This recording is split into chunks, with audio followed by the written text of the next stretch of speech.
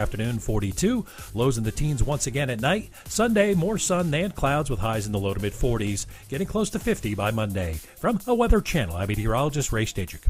This report is sponsored by Jackson Hewitt. Discover thousands of dollars in new tax credits and your biggest refund guaranteed with Jackson Hewitt. Schedule an appointment with one of their tax pros to get a head start on your taxes. Go to jacksonhewitt.com to learn more and find a location near you. With PatriotSoftware.com, accounting and payroll, keep your time and money. Mike Capel here, serial entrepreneur with words from another happy payroll customer. My husband and I started a business together, and I had no idea where to start when it came to payroll. And a friend of mine recommended Patriot, and I have not looked back since. It was extremely user-friendly. I was actually able to understand it and run everything extremely well. And anytime I've had a question, they have been so quick to answer and help me. I definitely recommend it to anyone who is looking for a payroll software that is easy to use, user-friendly, and really offers everything that you need when it comes to something that's beneficial for your business. Visit us at PatriotSoftware.com. Use promo code RADIO and get 2 months of payroll free. That's PatriotSoftware.com. PatriotSoftware.com, accounting and payroll, keep your time and money. I'm starting the new year by making my home feel like new with the advanced clean of Zero Res. Take advantage of their New Year sale. Get 3 rooms of carpet clean for only $119. And when you mention ESPN Asheville, you'll get a hallway clean for free. Schedule online at ZeroResAsheville.com. Blitz that holiday debt and get $1,000 in your hand. I just won $1,000. Listen every hour from 7 a.m. to 7 p.m. weekdays for your chance to win $1,000. Happening now. Gold is near record highs, and Allen's pays the most for your gold jewelry, coins, diamonds, designer watches, and more. Take advantage of the high gold market price and get the cash you deserve today. Allen's Jewelry and Pawn, Patton Avenue, Tunnel Road, and in Cherokee. Paid for by Consumer Tort Network. Always check with your doctor before discontinuing any medication. Has your doctor told you that you have cancer? Have you taken Zantac or another generic version of this popular drug to help treat stomach issues? Then pay close attention to this message. The FDA said it detected low levels of a probable cancer-causing chemical known as NDMA in Zantac and other generic forms of the drug. Some of the largest stores in the country have them off the shelves. If you've been diagnosed with cancer and you've taken Zantac or a generic equivalent, call the Consumer Tort Network now at 800-513-6073. You could receive a free cash award and have your medical expenses covered. We represent some of the largest law firms in America. They have proven records fighting the big pharmaceutical giants, and there's no upfront cost to you. They only get paid if you win. We're here to help, so please call now. 800-513-6073. 800-513-6073. That's 800-513-6073. Saturday, January the 22nd, it's the Asheville Hot Chocolate Races. A 5K, a 10K, and a half marathon. Plus the kids' 1K hill climb and marshmallow dash. You can choose the race that fits you best, and it benefits the Isaac Dixon Elementary School PTO. The best part about the day, you warm up with homemade hot cocoa at the finish line. So choose your race and get signed up now. Log on to hotchocolateraces.com. hotchocolateraces.com. Proudly sponsored by iHeartMedia Asheville. From the Ingalls Studios, this is ESPN Asheville, WPEK, W225CJ Fairview, WMXF Waynesville, and iHeart Radio Station. I'm Doug Brown. ESPN's Teron Davenport reports the Titans will activate running back Derrick Henry for tomorrow's division round playoff game against the Bengals, and he's expected to start. Henry's been out almost 3 months after a broken foot in Week 8. On Sunday, the Bills play the Chiefs in Kansas City. ESPN's Rob Ninkovich believes this one may be a tall order for Buffalo. I guarantee Arrowhead's going to be nuts because I played there. It's the loudest, one of the loudest stadiums in the NFL. I just think that it might be too much for Buffalo, but I'm not counting them out because they are so good because of Josh Allen.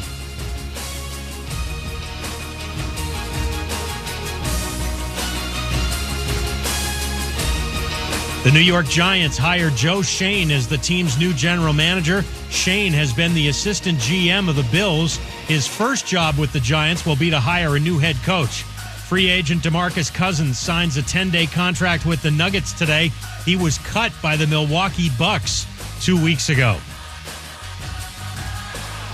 The new Venture X card from Capital One. Earn 10x miles on hotels and rental cars and 5x miles on flights when you book through Capital One Travel, plus 2x miles on all other purchases. Capital One. What's in your wallet? Terms apply. See CapitalOne.com for details. Now your chance to win $1,000. Just enter this nationwide keyword on our website. Deposit. That's deposit. Enter it on our station website now. Log on now to ESPNABL.com. In the heart of Beer City, USA, two men, one journey to create a sports show unlike any other. Unfiltered, raw, and honest. One of them played a soccer goalie opposite Ben Stiller. The other once scored 6 points on Steph Curry. These guys know their shit. Let's go! Tank Spencer, Jeremy Greene, The Sportsocracy. Presented by Ingles Supermarkets. Low prices, love the savings. And Wicked Weed Brewing. Drink different.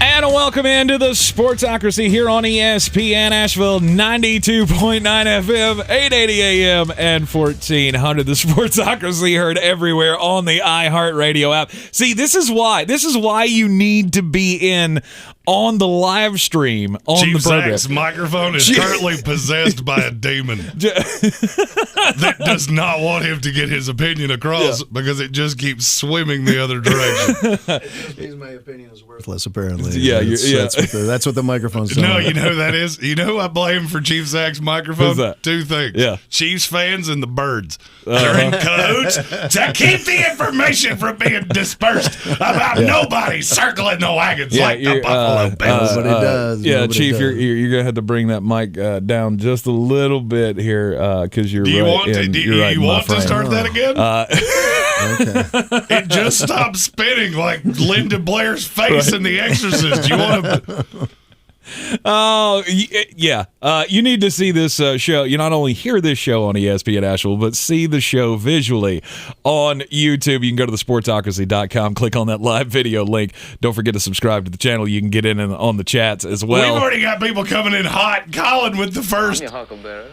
Just all he wants for a very sizable super chat is for Jeremy to one time just go, run the damn ball! You're going to get a lot of that in the playoffs this weekend. Yeah, that's there's one of these games where that won't be the only time you hear me say that. Because guess who's back in town this weekend?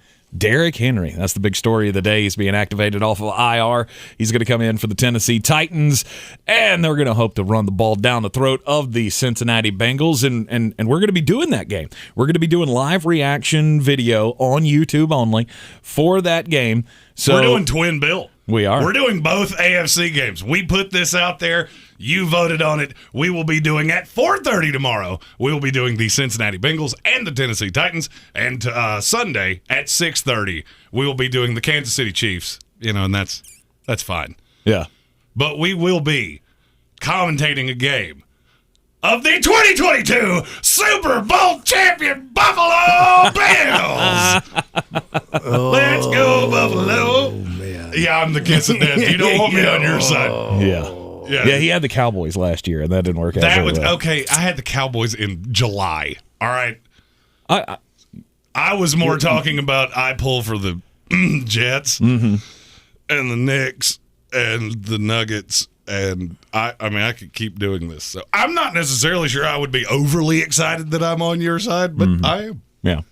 Yeah, nobody's excited. We're glad to have you. I got to be honest with you. Hey, you know what? Bills Mafia always open to newcomers. Well, here's the thing. I'm really conflicted because Buffalo's a division rival. I'm supposed to hate you, but you have my favorite quarterback in the whole league. And your fans are good, and I like you, and there's, and Rick Rice, and all these other people, and I want it to happen. You want it to happen. Will it happen? That, of course, remains to be seen. That's why they play the games. That's right. We got 4 games this weekend, and then in the divisional round of the NFL playoffs. We have the Cincinnati Bengals and the Tennessee Titans. We've got Green Bay at home against San Francisco. Those are the games coming up tomorrow. And then on Sunday, the early game, Tom Brady, he's got to get in his play-in time before it's bedtime. So he gets the early game at home in Tampa against the L.A. Rams. And, of course, the Kansas City Chiefs taking on the Chiefs' Buffalo Bills. And as we do every Friday, we have to play Beat the Chief right here on ESPN Asheville. And, of course, the first hour of the program always brought to you by Ingles Low Prices. Love the savings, but Beat the Chief brought to you by Clarissa Marshall of eXp Realty. Go to ClarissaSellsWNC.com. We have to hit the music.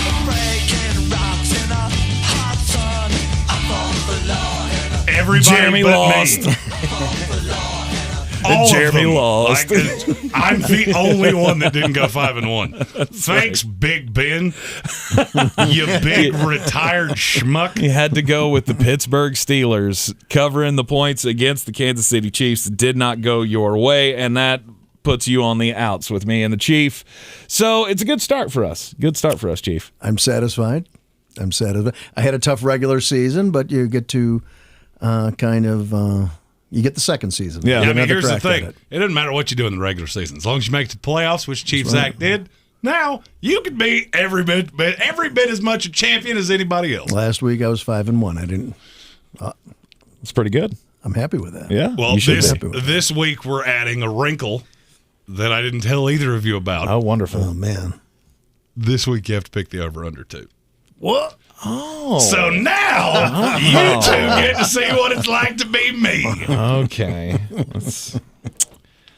All right. I've actually seen you out privately. I know somewhat what that is. I meant the fact that I have to, as the gambling guy, I have to pick we're talking about everything. gambling. Okay. Like, last night where there were 4 NBA games and I had to come up with 4 picks. That's not easy to do. Didn't go particularly well. All right. Well, since he didn't tell us about that, you're going to have to drive the ship on those numbers because I don't have those in front of me. It's fine. You would have probably read the wrong one anyway. I probably would have. I would have done the opening line. Secret time? That's why I didn't tell you. We text all week, yet this got sprung on me as I sat on my chair. Of course. You know what? Here's the thing. Sometimes you go to the window and they say, hey, we'll give you a special if you take over 47.5 with your Tennessee Titans minus 3.5. And you just go, you know what? When in Rome, you do as the Romans do. Right. Let's go. Let's do it. We are doing as the Ginger does. We will pick the spread, and we will pick the over/under as well for each of the games here. So the first game tomorrow, we will be live streaming this on YouTube. Our live reactions, of course, we won't have, we can't do the play-by-play of it, all that kind of stuff. It'll be a little bit delayed like last week. But last week was so much fun with the Las Vegas Raiders and the Cincinnati Bengals that it's backed by popular demand. This is like the Eli Payton thing you guys are doing. Pretty much. It's pretty much an Eli Payton thing. We don't give you strict play-by-play of the actual thing. We just kind of break down and chop it up. It has a layer of that. You guys are more entertaining. Well, I mean, you get definitely a lot than Eli, yeah. I was about to say, you get a lot of me ranting, and then Eli over there just kind of chimes in when I'm in a mood. I don't know if that's playing through, but now it's apparent. I'm sitting next to you. Well, I mean, after it's been, I honestly feel like I'm writing a letter at this point. It's been so long since I've had a full night's sleep that I don't remember what it's like anymore. So I am on bang number 3 today, and there's a lot of caffeine coursing through me. So this could get weird. Get in on the comment section of the chat as well, and please somebody throw out something that Jeremy can use to get some sleep, because this is a running thing with you, and I feel frankly, at this, I'm officially to the point of I'm going to need somebody to hit me in the head with a hammer. Nothing else has worked. Just knock you unconscious and get it done. The Tennessee Titans hosting the Cincinnati Bengals in the divisional round of the playoffs. Of course, we've all heard about Mike Vrabel and how good he is when he has more than 8 days to prepare for a game. He's 8-0 as the head coach of the Tennessee Titans. When he has that much time to prepare, they've had the bye week. Everybody's expecting, yeah, you should come out and win this game. You're getting Derrick Henry back. Your team is healthier than it's been all season long. For a team that had, 91 players throughout the course of the season? There's a lot. They are the healthiest they have been all season long right now. They've got important pieces back on the defense. Derrick Henry's back. Looks like A.J. Brown's good to go. They're all set up. Is Vrabel coach of the year this year in the AFC? Oh, no. Ooh, no, the coach of the year is Zach Taylor. That's a team that we thought were combined. I went back and did the math. We had 4 people doing this show when that happened.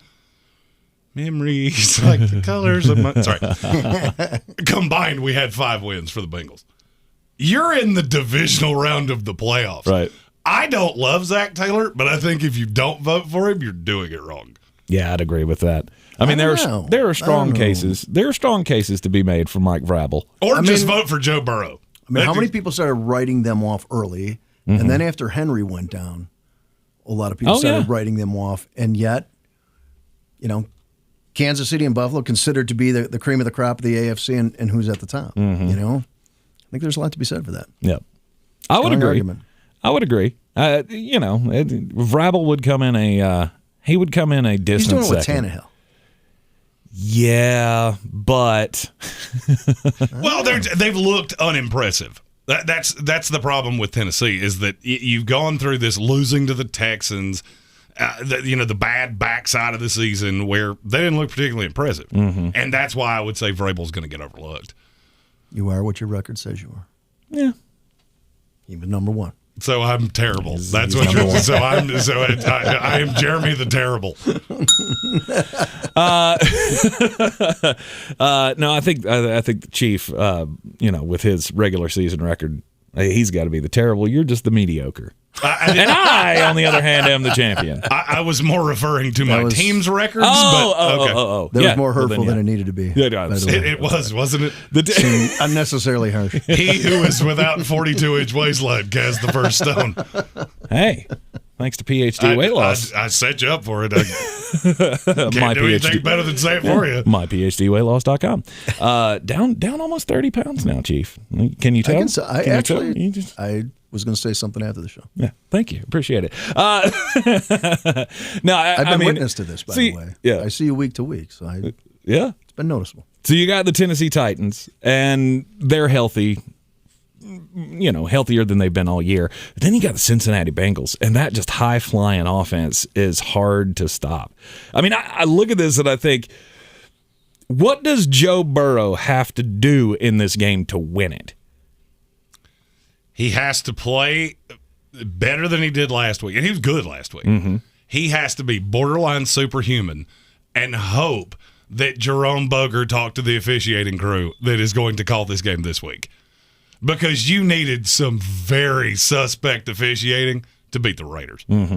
This is one of those times that I'm going to use the old gambler's adage of when everybody goes one way, you go the other. The heavy hitter money is on Tennessee. The public narrative is on Cincinnati. I feel like people that do what we do are just now responding to Cincinnati. I like this team. I think the future is bright for this team. But this is where the rubber starts meeting the road. We said this all week long. The best 8 teams in the NFL are the 8 teams left. I do not see a path that the Cincinnati Bengals are not the worst of the 8.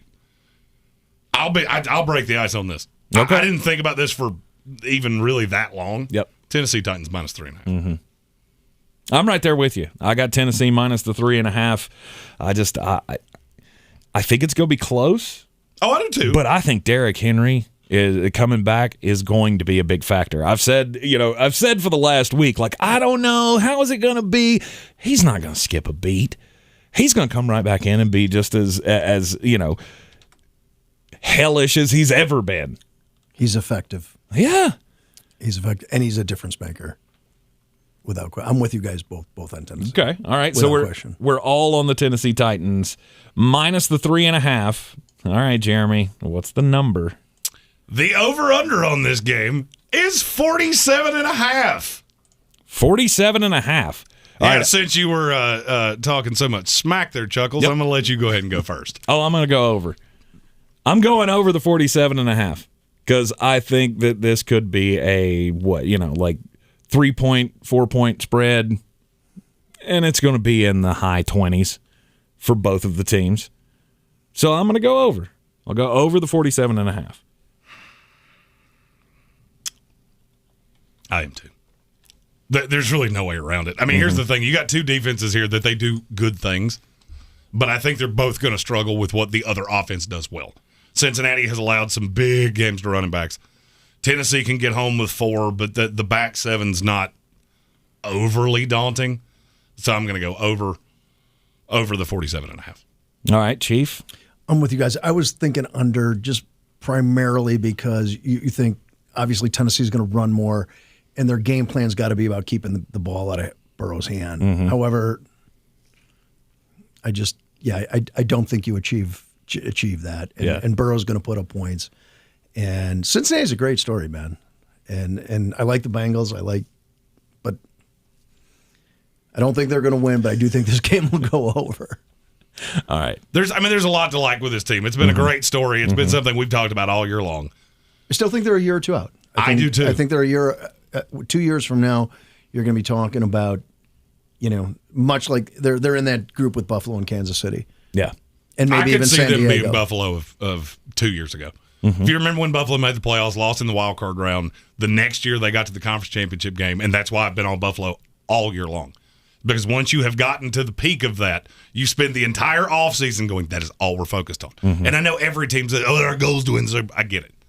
When you have gotten to the precipice of that and lost, and you've had to watch the confetti, and you've had to watch the trophy presentation. You remember Stephon Diggs last year sitting on the sideline watching Kansas City hoist that trophy? I've been thinking about that for 12 solid months. And I think that's where Cincinnati will be. Cincinnati is an exact same spot, and they are prepared to join the elite in the AFC. It's just, I think they're just 1 year away. Yep, I would agree with all of that. You're in the Sportsocracy here on ESPN Asheville. We are playing Beat the Chief with Asheville Police Chief David Zach. Beat the Chief always brought to you by Clarissa Marshall of eXp Realty. Go to ClarissaSellsWBNC.com. Have her sell your home today. We will pick the rest of the games. Coming up next, Green Bay, San Francisco. Man, that's going to be a barn burner of a game tomorrow night. Who's going to win? We'll tell you next. This is your Exergent Temporal Scanner weather forecast on ESPN Asheville. Mostly cloudy skies and cold for us here tonight. A few flurries or a couple of light snow showers possible. Temperatures tonight drop down into the low part of the 20s. Not as cold for us on Saturday, although temperatures still remain a little bit below average. We'll start out cloudy, but look for sunshine to mix in as we head into and through the afternoon on Saturday. Afternoon highs low 40s. Lots of sunshine on Sunday. Highs middle 40s. I'm meteorologist Ken Boone at the Weather Channel. This report is sponsored by Jackson Hewitt. Get your biggest refund guaranteed. Jackson Hewitt Tax Pros will help find thousands worth of new tax credits so you get every dollar you deserve. So why wait? Schedule an appointment with one of their tax pros and learn more at jacksonhewitt.com. Hi, I'm Emmitt Smith, Pro Football Hall of Famer and 3-time champion. Pro Football's all-time leading rusher Emmitt Smith talks about joint pain. Trust me, I know about joint pain. Sure, I made it look easy, but if my body could speak, it would say, I'm in pain. Are you living with chronic joint pain? Knees, hips, lower back, shoulders? Don't just assume the old treatments are the only treatments. I've gone under the knife to get rid of pain, but now there are options, and you need to check them out. Emmett's talking about QC Kinetics, exciting new natural biologic therapies that can repair and restore damaged tissue in your joints. New options now available here. You can encourage your body to actually heal itself with the help of QC Kinetics. Real relief with no surgery, no drugs, no downtime.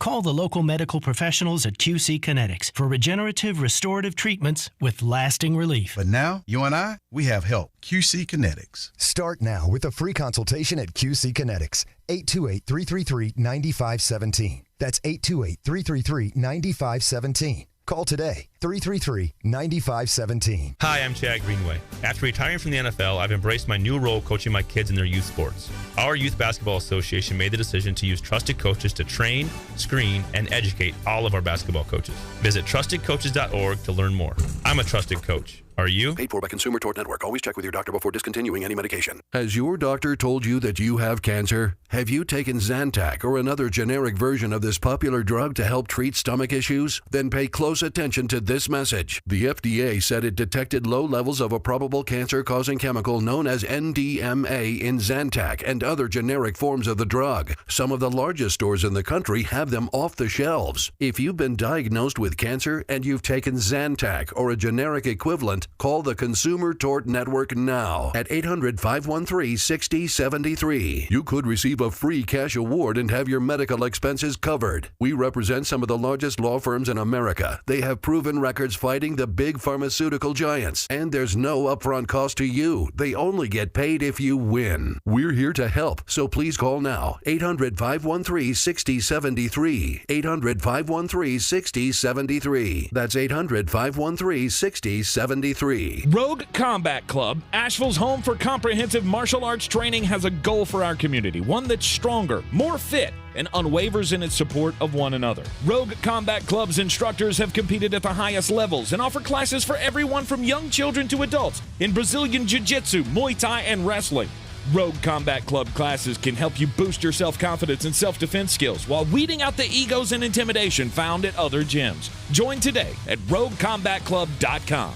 I believe real estate isn't about properties. It's about people. I am Clarissa Marshall with eXp Realty, serving all of Western North Carolina. Navigating the home buying and selling journey can feel overwhelming at times, and that's why having an agent who cares about you and your needs is key. I'm a native of Western North Carolina, and I close over a home a week. I'm an expert in the market, pricing my sellers correctly to net you the most money, and working as a skilled negotiator for my buyers. Please give me a call today at 828-774-6343 to set up a complimentary market analysis.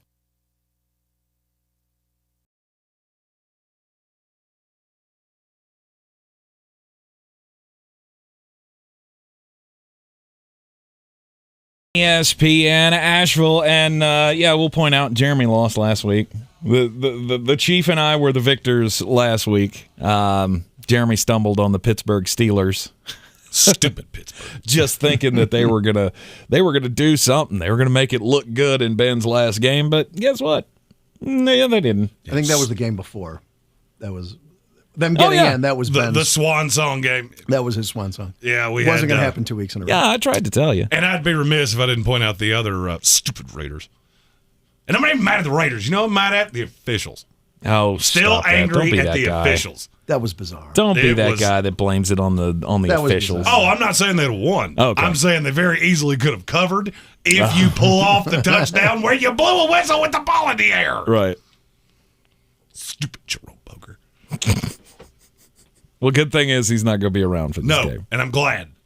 You sit at home and think in the offseason about what you did. Okay? All right, if you're just joining us in the first segment, we all are on Tennessee minus the 3.5 against Cincinnati, and all of us on the over 47.5 because Jeremy's making us pick the number as well because he needs a chance to climb back into this game.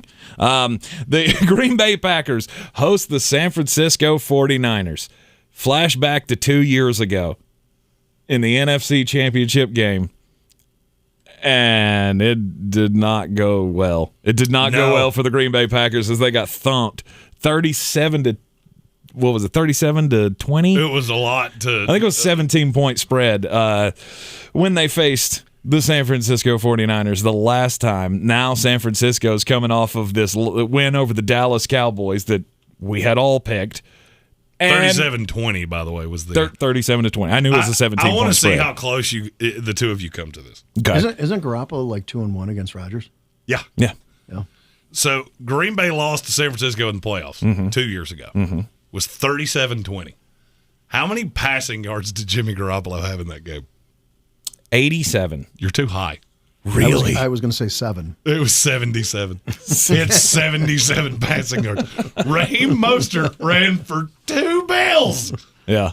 He had 220. Yeah. I remember that game now. And that's what I cannot get over, is that this zone blocking scheme has absolutely been the thorn in the hindquarters of the Green Bay Packers. And now, because of one linebacker that's bounced around the NFL, you think you have fixed that? Devondre Campbell. Yeah. Yeah. And now you've added the Deebo Samuel element of this, him coming out of the backfield? I just don't agree with you. I really don't. The number is pretty high. It's 6. It's a 6-point spread. I'm taking Green Bay to cover the 6. I'll go first. I'll take Green Bay. Yeah, I'll take Green Bay. Okay. We're all going to be on, or me and the Chief are going to be on Green Bay minus the 6 against San Francisco. Thinks he's getting one back. He does. I do, because I'm taking San Francisco aggressively. And you think they're going to win the game outright? I do. Yeah. I do think they're going to win this game outright. I'm not going to be shocked if it does happen, if they do knock off Aaron Rodgers at home. But we talked yesterday about the pressure. Who's the most pressure on in this round of the playoffs? And I think it's the Green Bay Packers. I mean, you got home field advantage. It's going to be single-digit temperatures, which, by the way, Jimmy Garoppolo has never played in weather like this. Jimmy Garoppolo, or at least in the NFL. Where did Jimmy Garoppolo go to college? When he went to Eastern Illinois. Oh, yeah. Yeah, I think it'll be fine. I think he'll be Jimmy okay? will be just fine. You think he'll be okay? Yeah, I think Jimmy will be just all right. Rodgers is by far the superior quarterback. I mean, I agree. And I think Rodgers has got that. Rodgers still has that chip on his shoulder. He's only won one Super Bowl. Mm-hmm. You know, you've got the first round bye. Rodgers still has something to prove, I think. Absolutely. That separates him and makes him the greatest quarterback in the history of Green Bay. Mm-hmm. And he needs another Super Bowl. Mm-hmm. He certainly needs to get there. And I don't think San Francisco stops that momentum. I just don't know that they can stop Davante Adams. Well, and that's the thing. Schematically, everybody talks about the offense to Green Bay's defense. Mm-hmm. The San Francisco defense is a problem for them, too, because they play 3 high, which allows you to constantly keep somebody over the top of Davante Adams. Mm-hmm. It's not a good setup. I mean, I'm just telling you, I know this point has been beaten to death. Do I think Green Bay's a better team? Yeah, I do. I don't think you could have created a team that does things that are more problematic for Green Bay than you have in San Francisco. And if I hear one more person say that stupid Jimmy Garoppolo stat, I'm going to scream. What? Well, Jimmy's never... He played in New England for multiple years. Mm-hmm. And he's from the backside of Chicago. I think he knows how to deal with weather. Okay. This is not like he grew up in San Diego right. and he's never seen the wind blow before. But is there not a difference between taking snaps in a college game where you have cold temperatures rather than taking snaps in an NFL playoff game where it's single-digit temperatures and you've just never done it before? I say yes. I believe so. I mean, yes. he took. So the stat that I was reading earlier today was, I don't remember how many quarterbacks. It was like 100 quarterbacks or something in the last 40 years that had taken snaps in games under 40-degree weather or something like that. And Jimmy Garoppolo is not among those.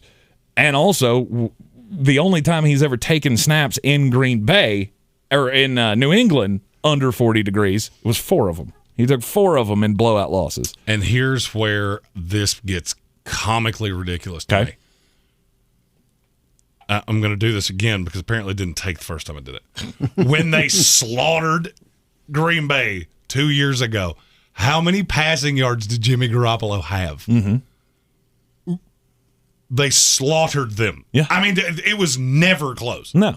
This team is every bit as good as that team was. The secondary's not as good. There's not as you don't have Richard Sherman, and it doesn't matter. Right. Schematically, this is still a problem. I'm taking San Francisco. Okay. All right. And I didn't think about this for more than 2 or 3 seconds. All right, so give us the number. What is the number on this game? Over under. And again, I'm going to have you pick this first as well, Okay. because this is the same number as the last game, 47.5. 47.5. It's over. Under. Oh! It's under. It's under, and it's aggressively under. Okay. Yeah, because here's what people don't remember. The weather was not that gnarly when they played before. They only scored 57 points total in that game. Mm-hmm. Now you're telling me they're going to play in an ice box. It's going to be 9 degrees with the wind blowing? Yeah, I'm good. Defensive struggle. I can run the ball better than you can. I can stop you running the ball better than you can stop me. I'm good. San Francisco. Under 47.5. San Francisco plus the 6, under 47.5 for you. Chief, you're going Green Bay minus the 6 with me. I'm going over. You're going under. Under. All right. Time to get just a bit outside. The Sports Tag. Just a bit outside. All right, here's the 411, folks. It is football season, and of course we talk all the football, but it's also college basketball season, and there is one coach in college basketball that's not too happy right now, at least with the media anyway. Penny Hardaway is getting it from the Memphis media, and after they lost to SMU last night, it was their third straight loss. This was a team that was ranked in the top 15 at the beginning of the season, and now they're sitting at 9-8 and 3-4 in AAC play, and that's just not where a top 15 program should be. Now, they're hurt. They are hurt, and they're starting a whole bunch of freshmen. And when the press conference started, one of the media members in Memphis asked Penny Hardaway if he was embarrassed by what his team was putting out on the field and whether or not he thought he had confidence that he could win with this team. And Penny went on an expletive-laced tirade, basically, of, how dare you ask me that question? Of course I think I can do this. There were about 5 F-bombs thrown in there of, what are you thinking? Don't ask me these stupid blanking questions. Look, I like Penny Hardaway, and I get that teams go through problems, but if you're expected to be a top 15 team, should you not open yourself up to that kind of criticism? Well, there's 2 layers to this. One is it's absolutely not a stupid question because it's a very valid question. You've had more talent with any mediocre team than anybody in the country. Yep. He's recruited really well. Mm-hmm. Well, the problem is he's not a very good coach. And I hate to say that. I know we all grew up with Penny and we loved, there's little Penny and we used to play with Shaq and Orlando. You're a bad coach. And I hate to be the bearer of bad tidings. I watch you coach this team. There are times it is painful for me to see how you put these guys in situations to succeed. Mm-hmm. And before you give me, the thing that drove me nuts was, we're so hurt and we're so young. Why are you so young? But why are you so young, Penny? Because you keep recruiting freshmen that either go one and done or they get pouty when they don't play. Like, I don't know, Boogie Ellis, the best player on USC's top 5 ranked team in the country. You did that. Yep. Not anybody else. You did that. Yep. Don't blame the media. And look, Memphis media is aggressive. I, from time to time, do a show in Memphis, and one of the things they routinely say is this is one of those media markets that nobody talks about, and we have some sharks. And when there's blood in the water, they will come after you aggressively. Yes.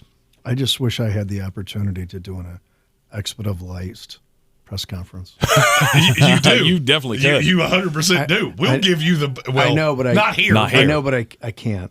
Oh, we know. I've thought about it. Yeah. But I'm sure you've thought about it. I think about it every day. Has yet to materialize, and probably will not. I just now have this vision of the Asheville police chief up there doing a Dennis Greene type press conference. Why is it that in my head I'm standing behind him going,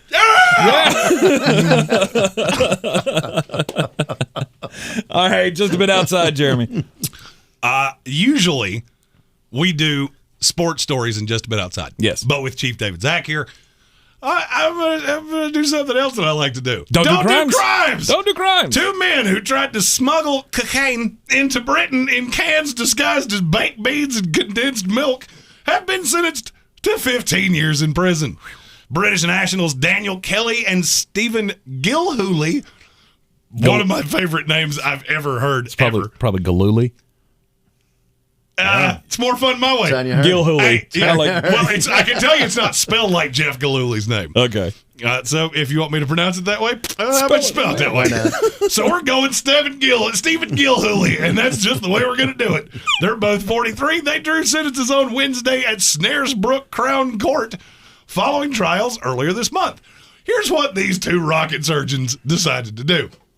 They were flying, obviously, and they went, well, we have all of this drugs, all these crimes that we have to hide. How could we possibly do that? You don't wrap it, don't do anything like that. What could we put in our luggage that no one will find to be out of the ordinary? Let's go baked beans and condensed coconut milk. I mean, okay, and look, I'm not encouraging crimes. I'm not telling you to do crimes. I'm just saying, did shampoo not cross your mind? Right. Something that maybe should be in your stupid luggage instead of baked beans? Did you really think somebody at TSA was going to go, yeah, that's normal. People do that all the time. Bushes. Yeah.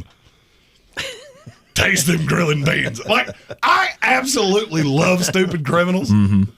They make me feel better about my life. Love to have been a fly on the wall. Hey, Earl, we got some beans. You know who else loves stupid criminals? Asheville Police Chief David Zach. Makes his job very, very easy. That would be why I told that story. The stupider you are, the harder you fall, right, Chief? More often than not. More often than not. More often than not. Oh, wait, Family Feud. Good answer. Good answer. That was a nice political answer. I liked that a lot. Well, that's what I do. All right, on Sunday in the NFL divisional playoff, we are playing Beat the Chief, brought to you by Clarissa Marshall of eXp Realty. Go to ClarissaSellsWNC.com on Sunday at 3 o'clock. The Tampa Bay Buccaneers will host the LA Rams.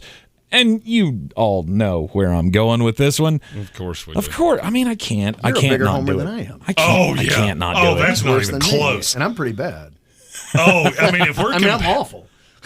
If we're comparing homerism here, Tank's up here, Asheville Police Chief David Zach is right here, and I'm outside somewhere because I am the least, without a doubt. Right. Mainly because I've made a fortune betting against my team. It's the Jets. Because we're bad. Okay, I get it. All right, you're still playing. You're still playing. We're on round 9 of golf at Bethpage Black. Just okay, I get it. All right, we're back. The NFL playoffs is not a time to jump off of the Tom Brady bandwagon. He's the one guy in history that has shown that's not a good idea to bet against me when the playoffs roll around. Tampa Bay's at home for this one. I get that they got some banged up offensive linemen. Tristan Wirfs, though, showed up to practice today. No noticeable limp. He's out there testing it. So, I mean, that is going to be that to me is the key injury. I mean, I know Ryan Jensen and all that. I mean, Jensen was able just enough to get through the game last week after he turned his ankle. I feel like after a week of rest, he's going to be okay to try to plug up that middle against Aaron Donald, which is not ever going to be easy.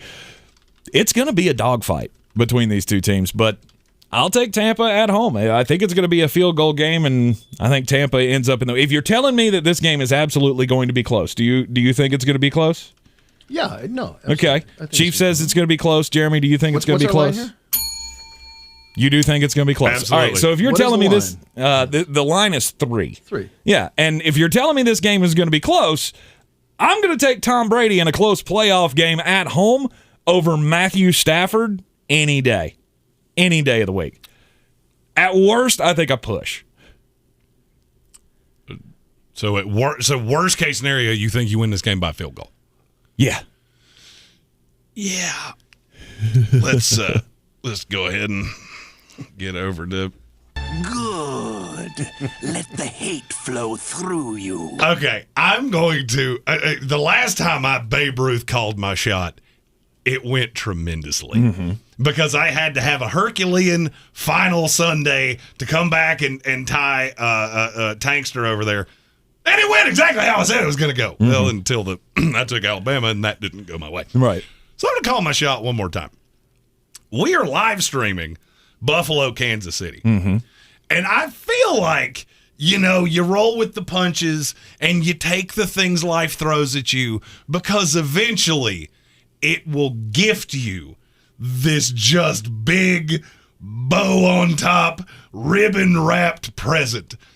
And there is no present that I can think of that I want more than to have him sit here for 3 hours talking about a playoff game after his team has been eliminated. Give me the Rams minus the 3. just a wing and a prayer on that one, huh? Oh, look, I'm just going to be honest with you. You look at checks and balances, all right? For every good, there's a little bad. Right. This week, there's been some bad, which means I feel like the universe is looking at it going, we'll make it worth it. You just keep rowing the boat till 6 o'clock Sunday, and it'll all be worth it.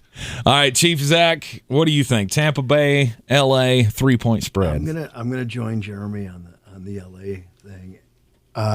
You know what I really think is just, it's so hard to repeat.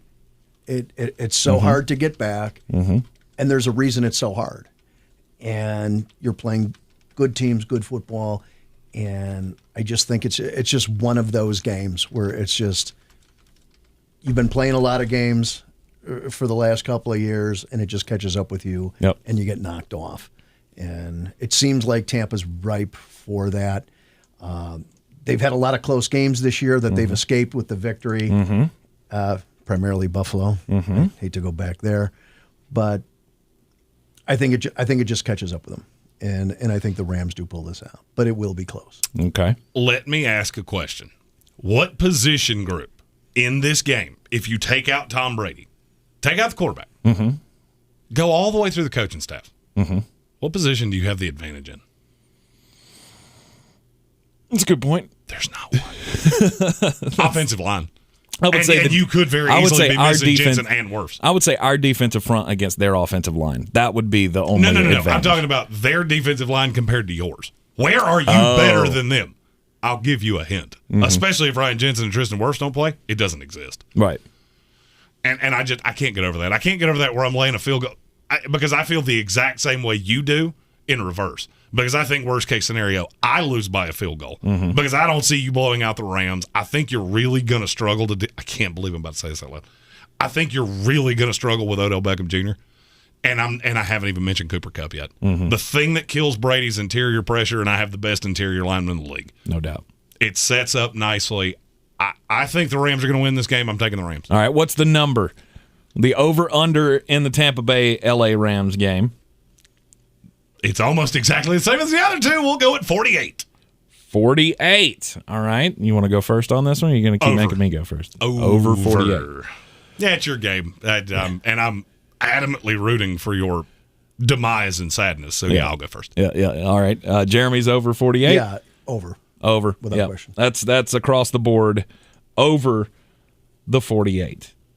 Then the nightcapper. It's going to be the Chiefs, Buffalo Bills against the See, Chief and Bills, and then Chiefs and Bills. It threw me off.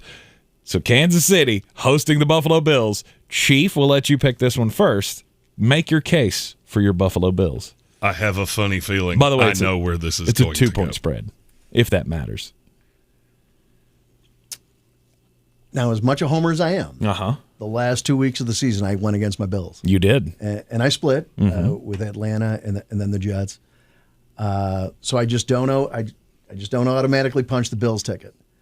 But I'm punching it this time. I am punching it this time. I think, this is Josh Allen. And Josh Allen is playing as good as any player in the NFL right now. I think he realizes the moment that he's in. I think the team understands where they're at. They are all business. And I think the Chiefs, they've played a lot of games over the last 3 or 4 years. It's kind of almost the same rationale with Tampa Bay. They played a lot of games, and I think Buffalo is completely zoned in. And they're ready, and they want this more, and they are going to get it. All right. I am going to go on the side of the Kansas City Chiefs in this one. Son of a... I know. Look, I love Josh Allen and the Buffalo Bills, and the Bills Mafia thing is just so infectious. But here's the thing. It's Andy Reid. It's Patrick Mahomes in the playoffs. Buffalo has the advantage on the defensive side. Or do they? I don't. That's where I'm. Or do they? I mean, I get the Buffalo Bills defense has been great all year long. But are they going to be able to hold back playoff time Patrick Mahomes and Tyreek Hill and Travis Kelce? I mean, they're going to throw everything they possibly can at them. And I just don't think you're ready. I don't think that the Chiefs dynasty or whatever is going to come to, any sort of an end anytime soon. I just don't know that Buffalo's there yet. The Devin Singletary run game discovery has been fantastic. And if you can do that, then yeah, I'm going to be a little bit more on your side. However, I'm still just not a believer. Like, you're going to have to get over the hump for me to get on your side. And I'll be happily on your side if you do. I think the matchup is Milano and Kelce. Yeah. Can they somewhat keep him in check? Mm-hmm. You're not going to shut him down, but, is he going to go on those 30, 40-yard rumbles and things like that? Are you going to keep him in front of you and tackle him and get him to the ground? And I think that'll be the key to the game. Yeah. Were Tre'Davious White around for the game, then maybe I'd be leaning your way. See, now here's where I disagree with that, because I think what Tre'Davious White, the loss of Tre'Davious White, has forced Buffalo to be more aggressive on defense, where it seems like as if they're blitzing more and they're relying on more pressure up front. Where when Tre'Davious White was playing, they were comfortable in more man, and that he would get the job done. Right. And I think it's forced them to be more aggressive and get after the quarterback more. And I think that's what's really kind of turned things around a little bit on the defensive side of the ball, because they were struggling for that mid part of the season. Yep. And they've kind of seemed to have changed defensive philosophy a little bit and get more after the quarterbacks. So I don't think anybody is going to be curious or too curious about Jeremy's pick here, because he has picked the Buffalo Bills from the beginning of the season to make the Super Bowl. And Jeremy, Buffalo plus the 2. Well, I mean, here's the thing. You don't know exactly what I'm going to do. I don't. You probably assume what I'm going to do. I do. The thought that Buffalo doesn't have the defensive advantage is comical to me. It's comical. This whole Chiefs resurgence, look how good the defense has been, everything's hunky-dunky, and we just trust blindly in Pat Mahomes. That's kind of gotten to a stupid point to me. You've beaten some bad teams. You've beaten some bad offenses where you got real lucky. I'm thinking back to Green Bay with no Aaron Rodgers. And I feel the same way about Kansas City that you do the Buffalo Bills. Okay. It's not that I don't believe in you. It's that I think this is a combination of narratives that have gotten out of hand. We forget that Andy Reid struggled in the playoffs for a long time. Mm-hmm. We forget that the offense for Philadelphia when he was there was prodigious. And then people figured it out. Mm-hmm. And I feel like, I'm not going to say that the NFL's figured it out, because flat out Pat Mahomes is just better than Donovan McNabb was. You've got an elite receiver. You've got all these things. But I look at Buffalo, and I'm going to ask the same thing about Buffalo that I asked about Tampa Bay. Where is it that you actually have the advantage? Buffalo, to me, is better than Kansas City at virtually everything. I think the Devin Singletary thing does matter. If you're watching our YouTube stream, I've been setting this up for a while. Let's go, Buffalo! Let's go, Buffalo! Hey, hey, hey. I have the Bills mascot on the screen behind you. You can't see that. Who is that dude? I've never seen the blue buffalo before. That's the Bills blue mascot. That's Billy Buffalo. Billy Buffalo. Okay. I will be doing the rest of this segment as Billy Buffalo, because I am fully on the bandwagon of the Buffalo Bills. Nobody circles the wagons like the Buffalo Bills. All right, real quick, we got to pick the over-under here. What is the number, Kansas City and Buffalo? 54. 54. I'll go first. Don't worry. Over. Oh, yeah. Over. I knew that was coming. Yeah, over. Definitely. I mean, is there going to be any kind of weather in this game? No. I mean, it's 36, calm wind, chilly. partly cloudy. Yeah. 36 is not. That's not Buffalo cold. No. 36 is, people might actually be out like in shorts, grilling hot dogs and sausages. And well, Kansas City has seen their share of cold weather as well. So, yeah, it's going to be a little chilly, but nothing out of the ordinary for either of these teams. Here's the thing. I don't think this game is close either way. Really? I think the winner wins by 10 or more. Okay. I don't think it'll be either somebody's going to just jump out, it'll be a track meet, and turnovers come into it. But I don't see this like being, a field goal in the last seconds. Right. Somebody's either just going to put their stamp on it and win, and that'll be that. Okay. I don't think it's close. I don't know that I can get on board with that. No. I hope it works that way because I think if anybody gets blown out, That's of the way Kansas they City, played. Though. I would agree. look at the meetings. Mm-hmm. They have not been close games. Either one team has just come out and, blown the doors off. Mm-hmm. And I think that'll happen. Okay. Are you going over the 54? Yeah, I'm over. All right. We're all over the 54. Chuck G pointed out in our comments that if I dyed my hair blue, I would actually be Billy Buffalo. And I now that I've seen it, I can't unsee it. He is correct. If I dyed my hair blue, I would be Billy Buffalo. Okay. Vote in it on the comments. Jeremy has to dye his hair and beard blue for the Buffalo game on Sunday. I'll do it and wear horns. I don't care. That sounds like a challenge to me. I wish I had hair today. I think if you do that, he does too. I think if you do that, then we can settle all of your debts in the torture ticket. All of my debts, you have debts as well. I do, but we haven't figured out a way for me to settle that yet. Wiffle ball bat, let's go! Wiffle ball. I'm not letting you hit me with a wiffle ball bat. All right, that is Beat the Chief. We have several disagreements here, and we will see who comes out on top at the end of this week. Chief and I tied for first place in the first round of the playoffs. Of course, I'm the regular season champion, although I have Chief. I have you listed officially at the top of the power rankings right now. So I'm hoping that that will be some good. That will be some good juju for you going through the rest of the playoffs.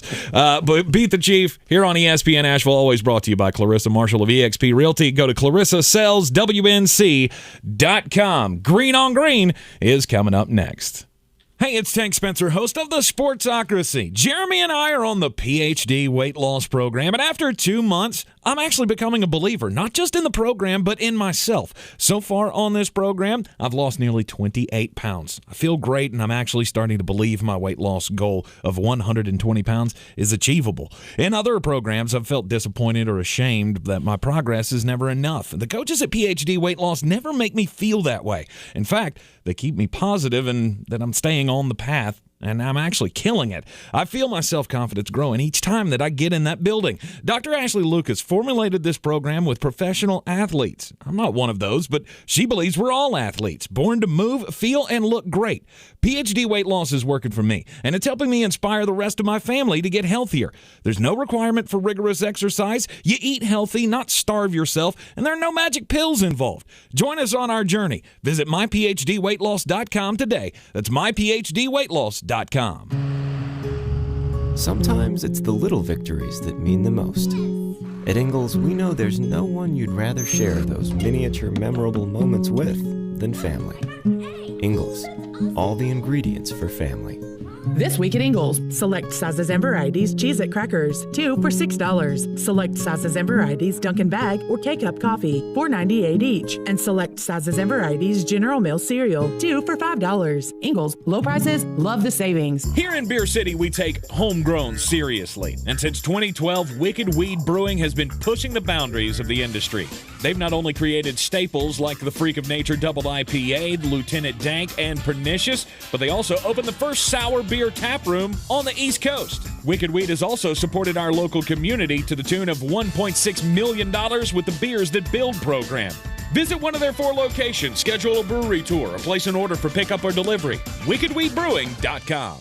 Are you 55 or older and haven't had a colonoscopy? Join a colon cancer screening study and you could earn up to $575. I'll screen. It's a study for a non-invasive way to screen for colon cancer from home. By joining, you can help advance the science of screening. I'll screen too. You'll just need to provide a stool sample, and a colonoscopy will be done through your own insurance. Enroll now and screen to help create a better future for all. I'll screen. I'll screen. Let's all screen for colon cancer. Visit screeningstudy.com to sign up or learn more. That's screeningstudy.com. Get in zone, AutoZone. Welcome to AutoZone. What are you working on today? Ready for an oil change? We can help get the right protection at the right price. Right now, you can get 5 quarts of Valvoline Daily Protection or Valvoline Max Life High Mileage Motor Oil with an STP oil filter for just $28.99. Visit one of our 6,000 stores or order from AutoZone.com for same-day store pickup or next-day delivery. Get in zone, AutoZone. Restrictions apply. With Credit Karma, you get your credit scores for free. But what else can Credit Karma do for you? Well, say you want to get a new credit card, one with a great interest rate and no annual fees. Credit Karma can help you compare the best cards for you and show you which are the highest rated by our members. Plus, you can see your approval odds up front, so you can feel more confident and apply in just a few clicks. All thanks to Credit Karma and your credit scores. Get your free scores and find the right card for you at Credit Karma. Approval not guaranteed, subject to checks. The Just for Pros event at Lowe's is back. Check out special savings on the toughest tools, handpicked for pros. Buy one Metabo HPT 36-volt battery starter kit, get a select bare tool free. And save on the DeWalt Tough Grip 110-piece drill driver bit set. Was $49.98, now just $29.98. Shop in-store, online, or on the Lowe's app and pick up in-store. While supplies last, valid 1/17/22 through 1/28/22. U.S. only.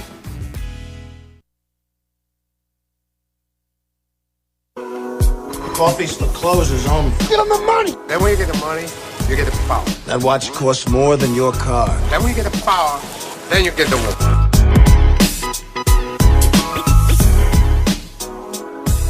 Welcome back to ESPN Asheville 92.9 FM, 880 AM and 1400, the Sportsocracy.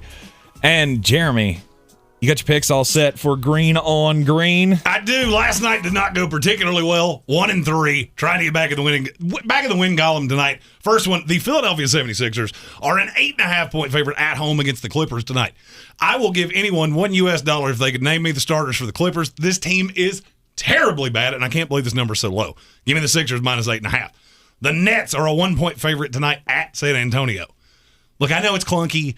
I understand all that. I don't care. The San Antonio team's bad. It's on the road. I don't care. Give me the Nets minus 1.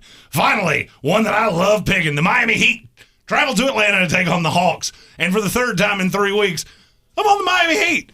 I'm not messing with the point. I don't need the point. Miami's a 1-point dog. I don't need it. I'm taking Miami in the money line plus 130. The over-under is 219.5. I don't like this Atlanta offense. I'm going aggressively under the 219.5. This is your Exergent Temporal Scanner weather forecast on ESPN Asheville. Mostly cloudy skies and cold for us here tonight. A few flurries or a couple of light snow showers possible.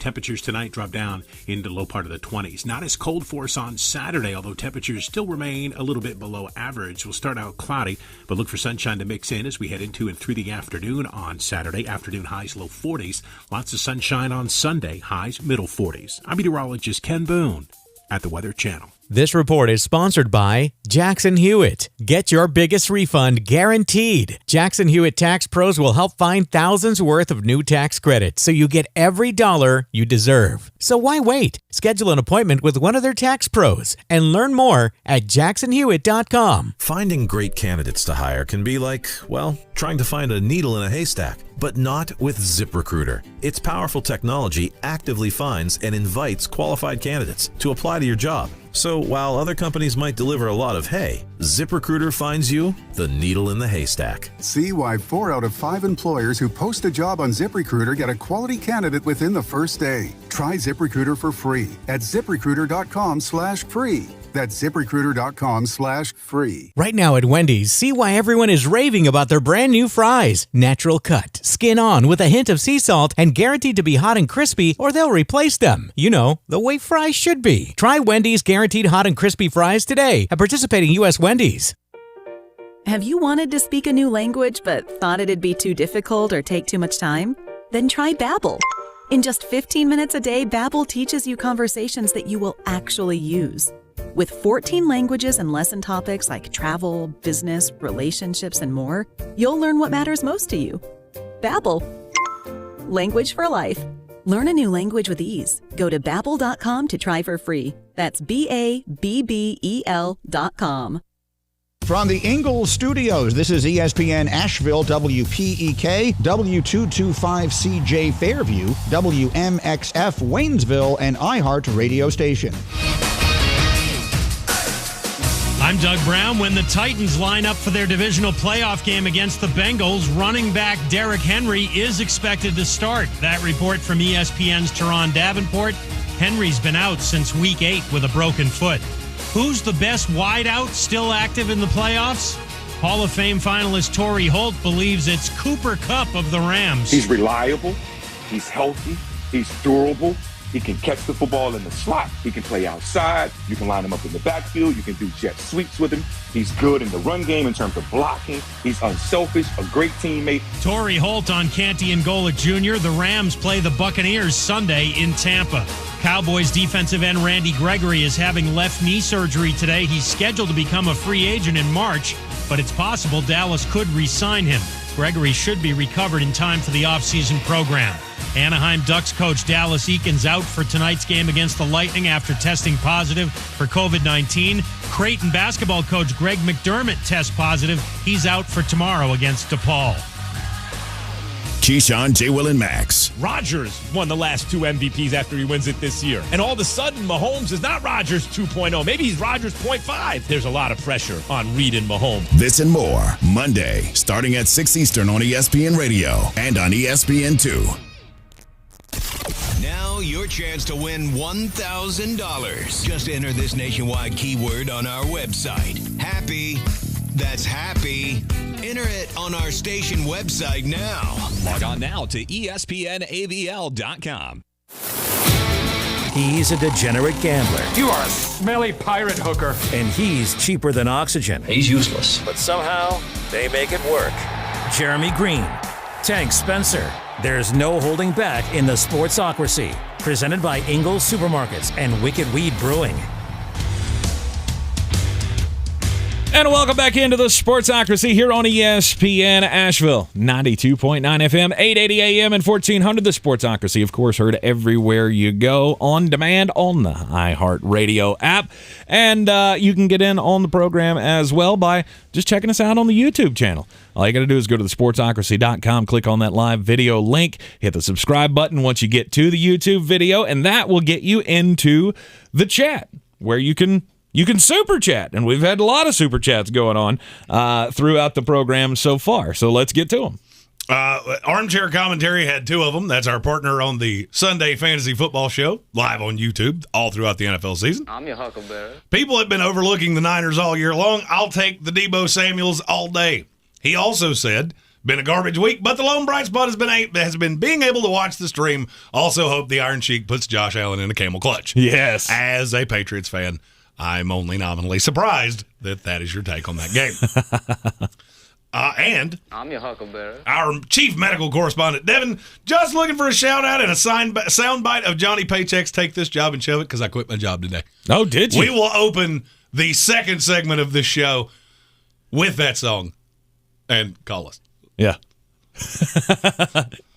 Well, congratulations, Devin. We know you are going to be great at whatever the next step is for you. And, we got playoffs this weekend. Hold on, we had 2 more of this. Oh, we had 2 more. Okay, excuse me. We've had a lot of this. I missed them. Classic Clay, when we were talking about the baked bean incident. Oh, yeah. Roll that beautiful bean footage. And Michael Whiteside wants me to say the name of the thief in the Xander Schauffele voice. His name would be Stephen Gilhooly. Gilhooly. I still maintain it's probably Gilhooly, but spell it that way. You want me to pronounce it that way? Then you spell it that way. It is what it is. Until then, you shall be referred to as Mr. Gilhooly.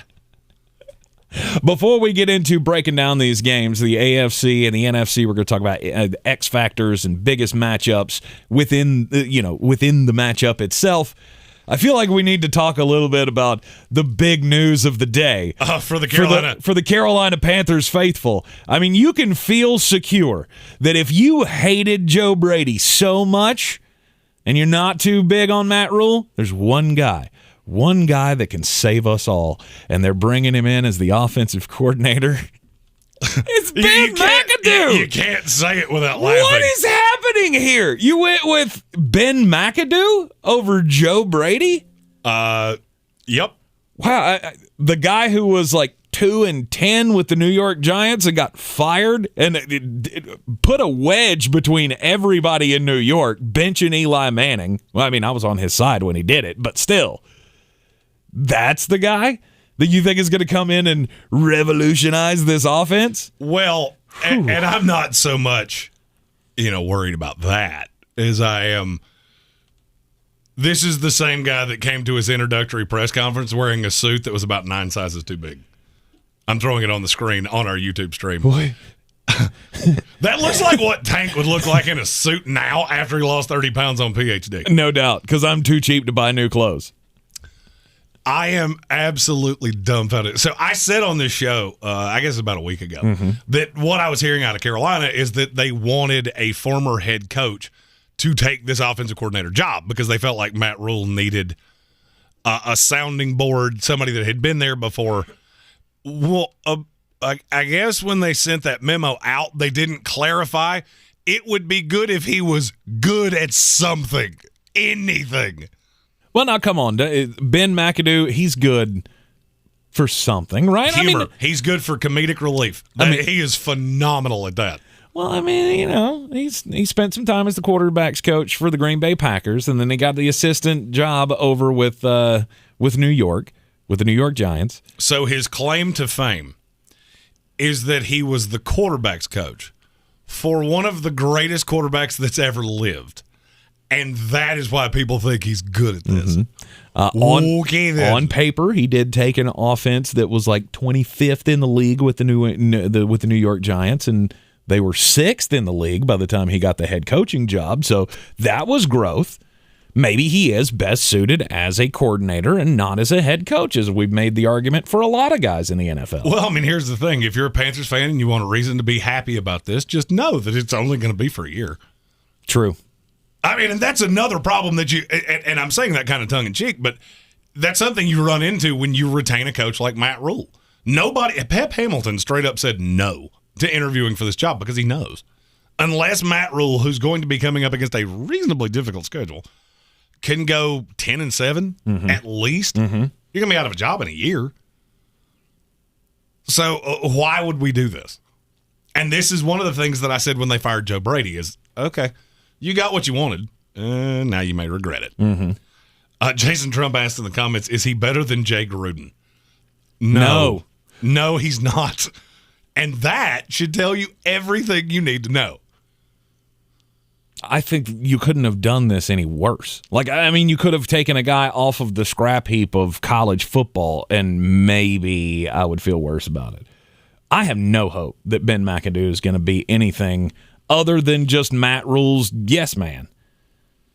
And I look at poor Sam Darnold and just go, what did you do in life to deserve what has been done to you? Right, because when the news broke, Jeremy wouldn't tell me who it was. He's got all his inside connections, and he got the heads up before I saw anything about it. And he said, well, okay, Carolina Panthers have their new OC. And I went, well, who is it? No, I just want to see if you can guess who it is. And I went through a couple of guesses, and he said, no, it's the worst hire you could possibly think. Former head coach? Yeah. Adam Gase. No, it's not that bad. Yeah, you found one that would have been worse. If they'd hired Adam Gase, I think Sam Darnold might have retired. Oh, yeah. Not that bad.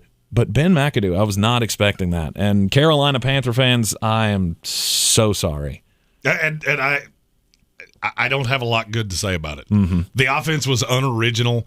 As a Jets fan, I got to see this. I'm not going to say I got to see it super up close, but they do play in our stadium. I have a lot of contacts that cover the Giants, friends that are fans of the Giants. It was never good. It was never good. And the player that I'm looking at going, this hurts the most. I mean, Sam Darnold, okay. I think that's pretty obvious. Christian McCaffrey is the one I'm looking at. I don't really know how what I've seen him do translates to that. And that's one of the reasons that I think it was just such a...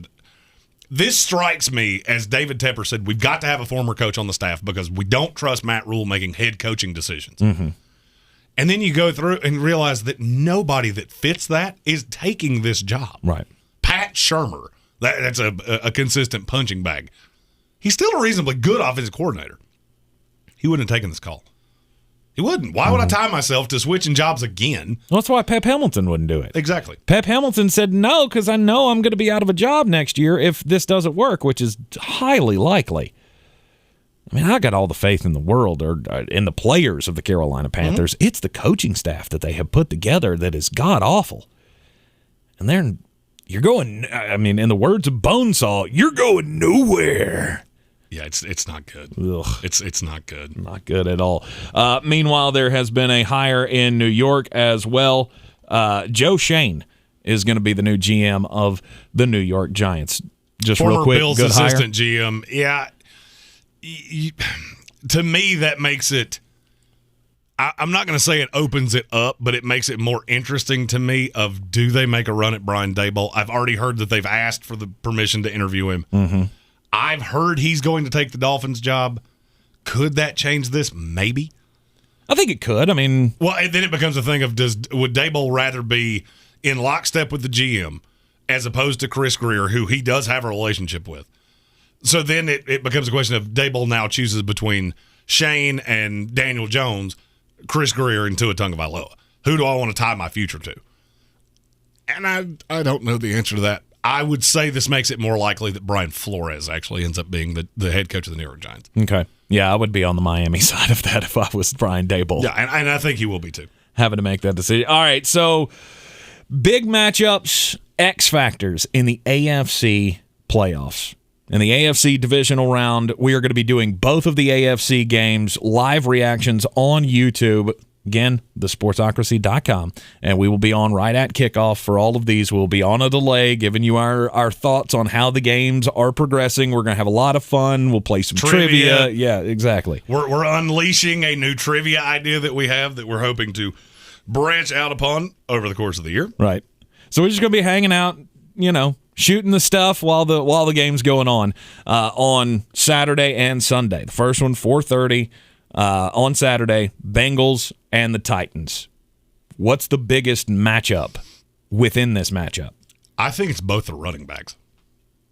I need to see Joe Mixon more involved this week than I saw him last week. Mm-hmm. And it's going to be harder to do this week than it was last week. I think if Cincinnati comes in of the mindset that we're going to let Joe just be Joe and you go too far. And that's one of the things that always makes me nervous with coaches that I don't really believe in. You get off the script. I would almost venture a guess that if I could see the first 15 plays of Cincinnati tomorrow, it's going to be 8 to 9 runs, 6 to 7 passes. Okay. We want to establish Joe and then run, or we want to establish Joe Mixon and then run Joe Burrow off of that. Then it becomes more single looks, more I've got T. Higgins one-on-one. That happened a ton last week, and they didn't take advantage of it. They're going to have to this week. Alternatively, you're going to have to find some way to stop Derrick Henry. Mm-hmm. And I shouldn't even have said stop. You're going to have to find a way to slow him down. Derrick Henry's going to go for $120 plus. The question is, can you keep him from – can you have a Buffalo Bills type game? This is something I've mentioned a lot, that when Buffalo played Derrick Henry or played Tennessee, they really kept Derrick Henry in check, minus one big run coming off of a broken tackle. Mm-hmm. That one play changed the game. But they had bottled up Derrick Henry reasonably well before that. And everybody looks at the stat line and goes, oh, he had 140 yards. Yeah, and he had 60 of them minus that one run. Right. That it required 2 broken tackles for him to pull off. If Cincinnati can do that, I think even if they give up that one big run, Cincinnati has a better than average chance to win this game. Skill to skill, I don't love it. Yeah. I don't really know how you're going to get home on Tannehill, because know that the offensive line of the Titans is not that great, and yes, you've got Trey Hendrickson that's going to play. One of the things that keeps you so off balance with Tennessee, and it's kind of game within the game, is you're so scared of Derrick Henry that you have to have that extra man in the box. Mm-hmm. What does that mean? That means you're going to be slacked off somebody. So what does Tennessee do to combat that? They put A.J. Brown in the slot. The slot is the hardest place to double somebody, That's the reason that you're seeing more of a transformation in the NFL to guys like Jamar Chase that play a lot out of the slot. Used to be great receivers played on the outside invariably. Right. Now defenses are figuring out with the way you get into nickel sets and extra secondary members and things like that, it becomes harder to double the slot guy if you're worried about the run. That's why Cooper Kupp just had one of the best years you've ever seen. Do you find it ironic that happened? I'm not going to say he was better than Todd Gurley. I always thought Todd Gurley was grossly overrated. But last year, the run game was not great. This year, you had Darrell Henderson, Sony Michel, even Cam Akers in the playoff game last week. Mm-hmm. Well, translate that to Tennessee. If the two things that you're worried about the most are a slot guy and a running back, that is a tremendous, tremendous advantage schematically. So what does Cincinnati do to combat that? You're going to have to almost let one of them have theirs. And if it's Derrick Henry, they're going to control the clock, and that's what they want to do. Mm-hmm. I almost don't care what A.J. Brown does to you. If you can keep them out of the end zone, I don't care if he has 200 yards. I don't care. Because I don't see how you're going to stop them both. Mm-hmm. But if you tell me this is some grinded out 24 carries for Derrick Henry, he has $165 and 2 touchdowns, you're in trouble. Yeah. The Tennessee Titans defense is premium in this game. Mm-hmm. And it's not as good as people make it out to be. No, it's not. And how are you going to be able to, with the secondary pieces that you have, how are you going to be able to combat all of those receiving weapons that Joe Burrow has? On the defensive side of the ball, I think Cincinnati's going to lose this game. I think that's where they're going to lose the game. You're not going to be able to keep Derrick Henry down. I said at the beginning of the program, like, what does Joe Burrow have to do? He has to do at least 250 yards passing over what Derrick Henry does, and he has to double his touchdowns.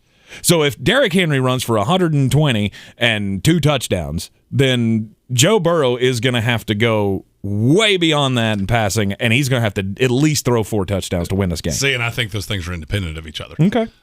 If you had told me before this season that I was going to utter the phrase I'm getting ready to utter about a playoff game, I would have said it was more likely that I would have come on this show and sung I'm a Little Teapot.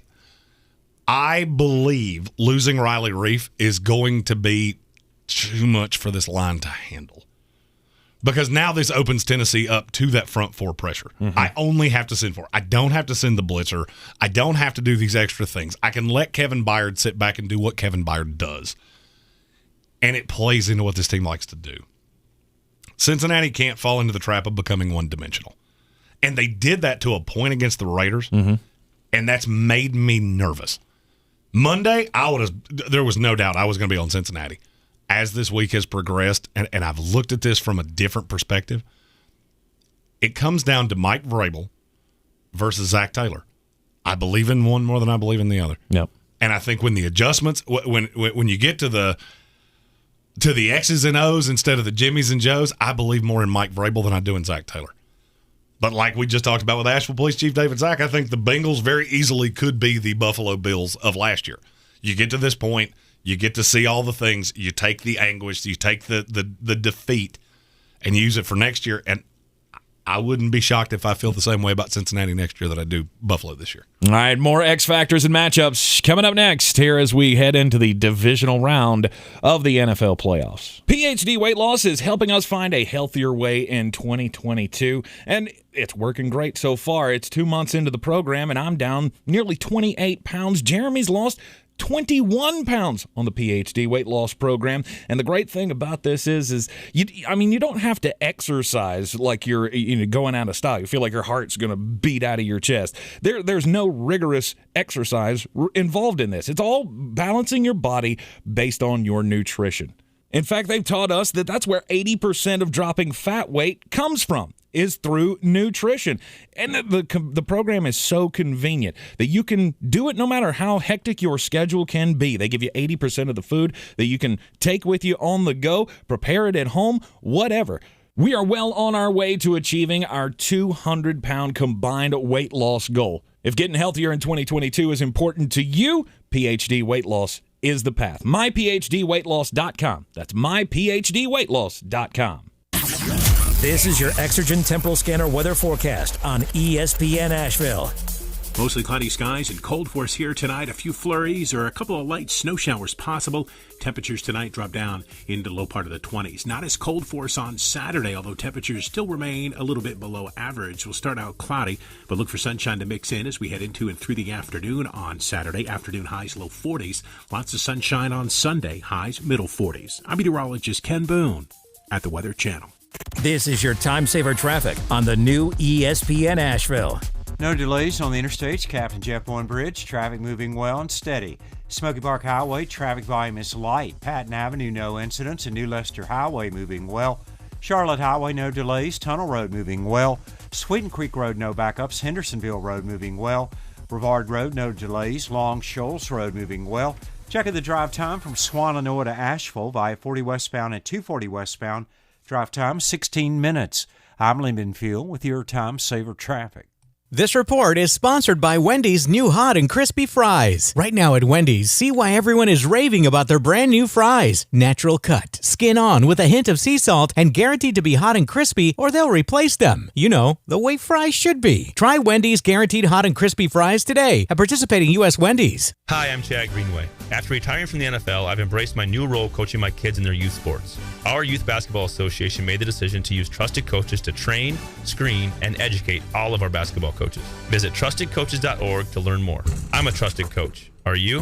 This week at Macy's, get an extra 20% off when you use your coupon or Macy's card. We're in full hibernation mode, so get 40 to 60% off bedding to keep you toasty warm. Prefer the great outdoors? Get 50% off coats and jackets for him and for her so you can brave the weather in style. Plus, Star Rewards members earn on every purchase, except gift cards, services, and fees. See Macys.com/Star Rewards. Savings off sale and clearance prices. Exclusions apply. Sometimes it's the little victories that mean the most. At Ingalls, we know there's no one you'd rather share those miniature memorable moments with than family. Ingalls, all the ingredients for family. This week at Ingalls, select sizes and varieties Cheez-It crackers, 2 for $6. Select sizes and varieties Dunkin' Bag or K-Cup coffee, $4.98 each. And select sizes and varieties General Mills cereal, 2 for $5. Ingalls, low prices, love the savings. Hey guys, I'm Ziggy, your local Philly girl, owner of Ziggy's Bakery and Deli. I've created a traditional northern deli with only the most authentic cheesesteaks outside of Philadelphia, served with provolone, white American, or Cheese Whiz. Our other classic deli sandwiches are made with the best quality meats and cheeses, available sliced by the pound. Join us for breakfast for house-made bagels with our custom cream cheeses. Or for something heartier, try a pork roll, egg, and cheese or house-cured lox. Ziggy's Bakery and Deli, in the corner of Asheville Commons, 1550 Hendersonville Road, open 8 to 3, Tuesday through Saturday.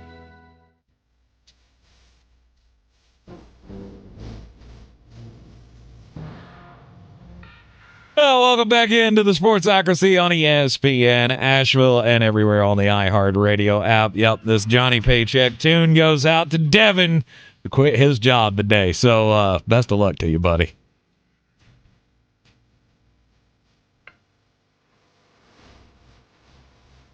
I'm not a big fan of country music. I mean, you know, historically speaking, but man, that's a good song. That is a good song.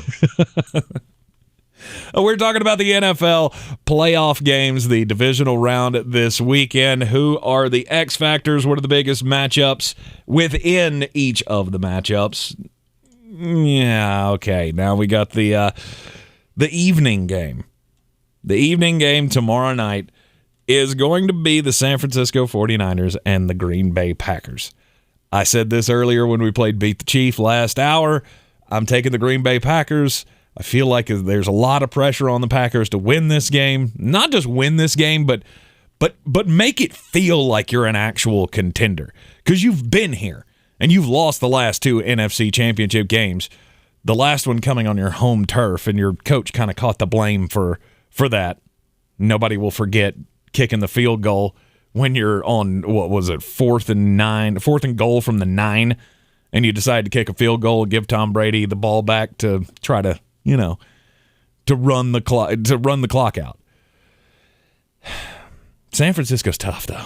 They are very, very tough, but I think the advantage is going to go to Green Bay, and it's going to be because of Aaron Rodgers and Devontae Adams and the others that are in that offense. I don't know that the San Francisco secondary can keep them down enough to win the game. That's exactly what San Francisco does, though. They keep everything in front of them. You're not going to beat them over the top. And there's one factor of this game that is, to me, is paramount over everything else, and it's the one thing that I have not talked about this year. I said this about another game in the playoffs yesterday. Okay. So now I'm going to say it about this one. Jimmy Garoppolo's discrepancy between passer rating in a clean pocket versus under pressure. 24 points. It's one of the lowest in the NFL. Mm-hmm. What do you think Aaron Rodgers is? Don't know. It's one of the biggest ones I've ever seen. 56. 123.7 in a clean pocket, 67.9 under pressure. Yikes. If San Francisco, the Nick Bosa thing was huge. Full participant, looks as though he will play. Mm-hmm. If they can get home, I think Green Bay's in trouble. Because at the end of the day, one of the things that you have to have, and if you look at the teams that have beaten San Francisco over the course of the year, something that has always been an issue for them is teams that stay balanced. Green Bay notoriously does not do that. Notoriously, when these games get in tight, they go, Aaron, you do it. Mm-hmm. With DeMeco Ryans and the way that defensive system is set up, when they know what you're going to do, I'm not going to say it's an impenetrable defense. I think a lot of people would say it underachieved this year. Mm-hmm. I didn't necessarily believe that. But it becomes really difficult when they don't have to think. Yeah. And I'm afraid that's how this is going to go. I think this game for 3 quarters is going to be just a toss-up. Mm-hmm. Then it gets down to crunch time, and you see what happens with Green Bay that never gets talked about. They put it in Aaron's hands, and it becomes way too easy to defend this team because they've only got one guy that can beat you one-on-one. Mm. The only person that you're worried about beating you one-on-one is Devontae Adams. Yes. I'm curious to see how close you get to this. I don't really look at power rankings. I don't really look at statistical analysis and things like that. I turn to Vegas. Where do the Green Bay Packers rank in the Vegas power rankings among all teams in the NFL? 3. They're 2. Okay. Where is San Francisco? 7. They're 5. Ooh, closer than I thought. This is a markedly closer talent for talent than people want to make it out to be. Mm-hmm. And I think there are some advantages for San Francisco. One of the things that Green Bay cannot do that I've watched them do against bad quarterbacks, people put Jimmy Garoppolo in that average to bad quarterback tier. He's really not, because you can't blitz him out of this. You can't blitz him into making bad decisions because they don't ask him to do a ton. They stay multiple, motion, they tip off the defense, sending the tight end, sending the receiver, whatever the case may be. That's what they're doing. They're simplifying this game for Jimmy Garoppolo. And when you make a mistake, he is very good at capitalizing on it. Mm-hmm. I think Green Bay's a great team. I think they're one of the best teams in this league. And you drew absolutely, unequivocally, the worst matchup you could possibly have drawn here. I don't think there's another team in the NFL that is a worse matchup than San Francisco for them. And is that just because it's San Francisco? Because San Francisco is a bad matchup for everybody. No, not like this. This is everything that you can be taken advantage of. They do well. And there are just certain teams like that where schematically everything they do is something you don't defend well. And that's where this is at to me. Okay. I think the reason that the people believe that the San Francisco defense has underachieved this year is because they haven't had the splash plays. You know, where you would think that the defense with Nick Bosa is going to have more splash plays. I mean, that secondary only got 9 interceptions this year, and you see how crazy people go over Trayvon Diggs.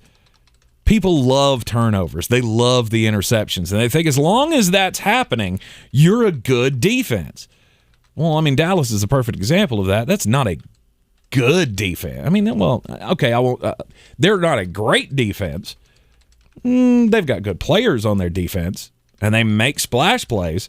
So I think more often than not, a common fan would look at it and go, Dallas has a better defense than the 49ers because of the turnovers. And they would be wrong. Of course they're wrong. That's the point I'm making. Is like San Francisco has a solid defense. I'm not saying they don't. I'm just saying I think Aaron Rodgers can take advantage of it. And it's exactly what he doesn't deal with well. Mm-hmm. They're not going to beat themselves. That's what Aaron Rodgers does that better than any quarterback I've ever seen. Let you beat yourself. And San Francisco doesn't do that. I like San Francisco a lot. All right, let's get weird. On the weird scale, there's Vegas, there's Florida, and there's Asheville. Let's get weird, Asheville. All right, you did in Just a Bit Outside, you did what you don't normally do. We usually do sports stories there. You did a crime story. So in the weird section, I'm going to do a sports story. We're going to talk about baseball. Baseball trying to keep up with the times. Have you seen this, Jeremy? They are looking at expanding the use of robot umpires. Oh, so you mean they're trying to figure out that a camera can tell you if something was in the strike zone better than a person can? Which is so odd to me.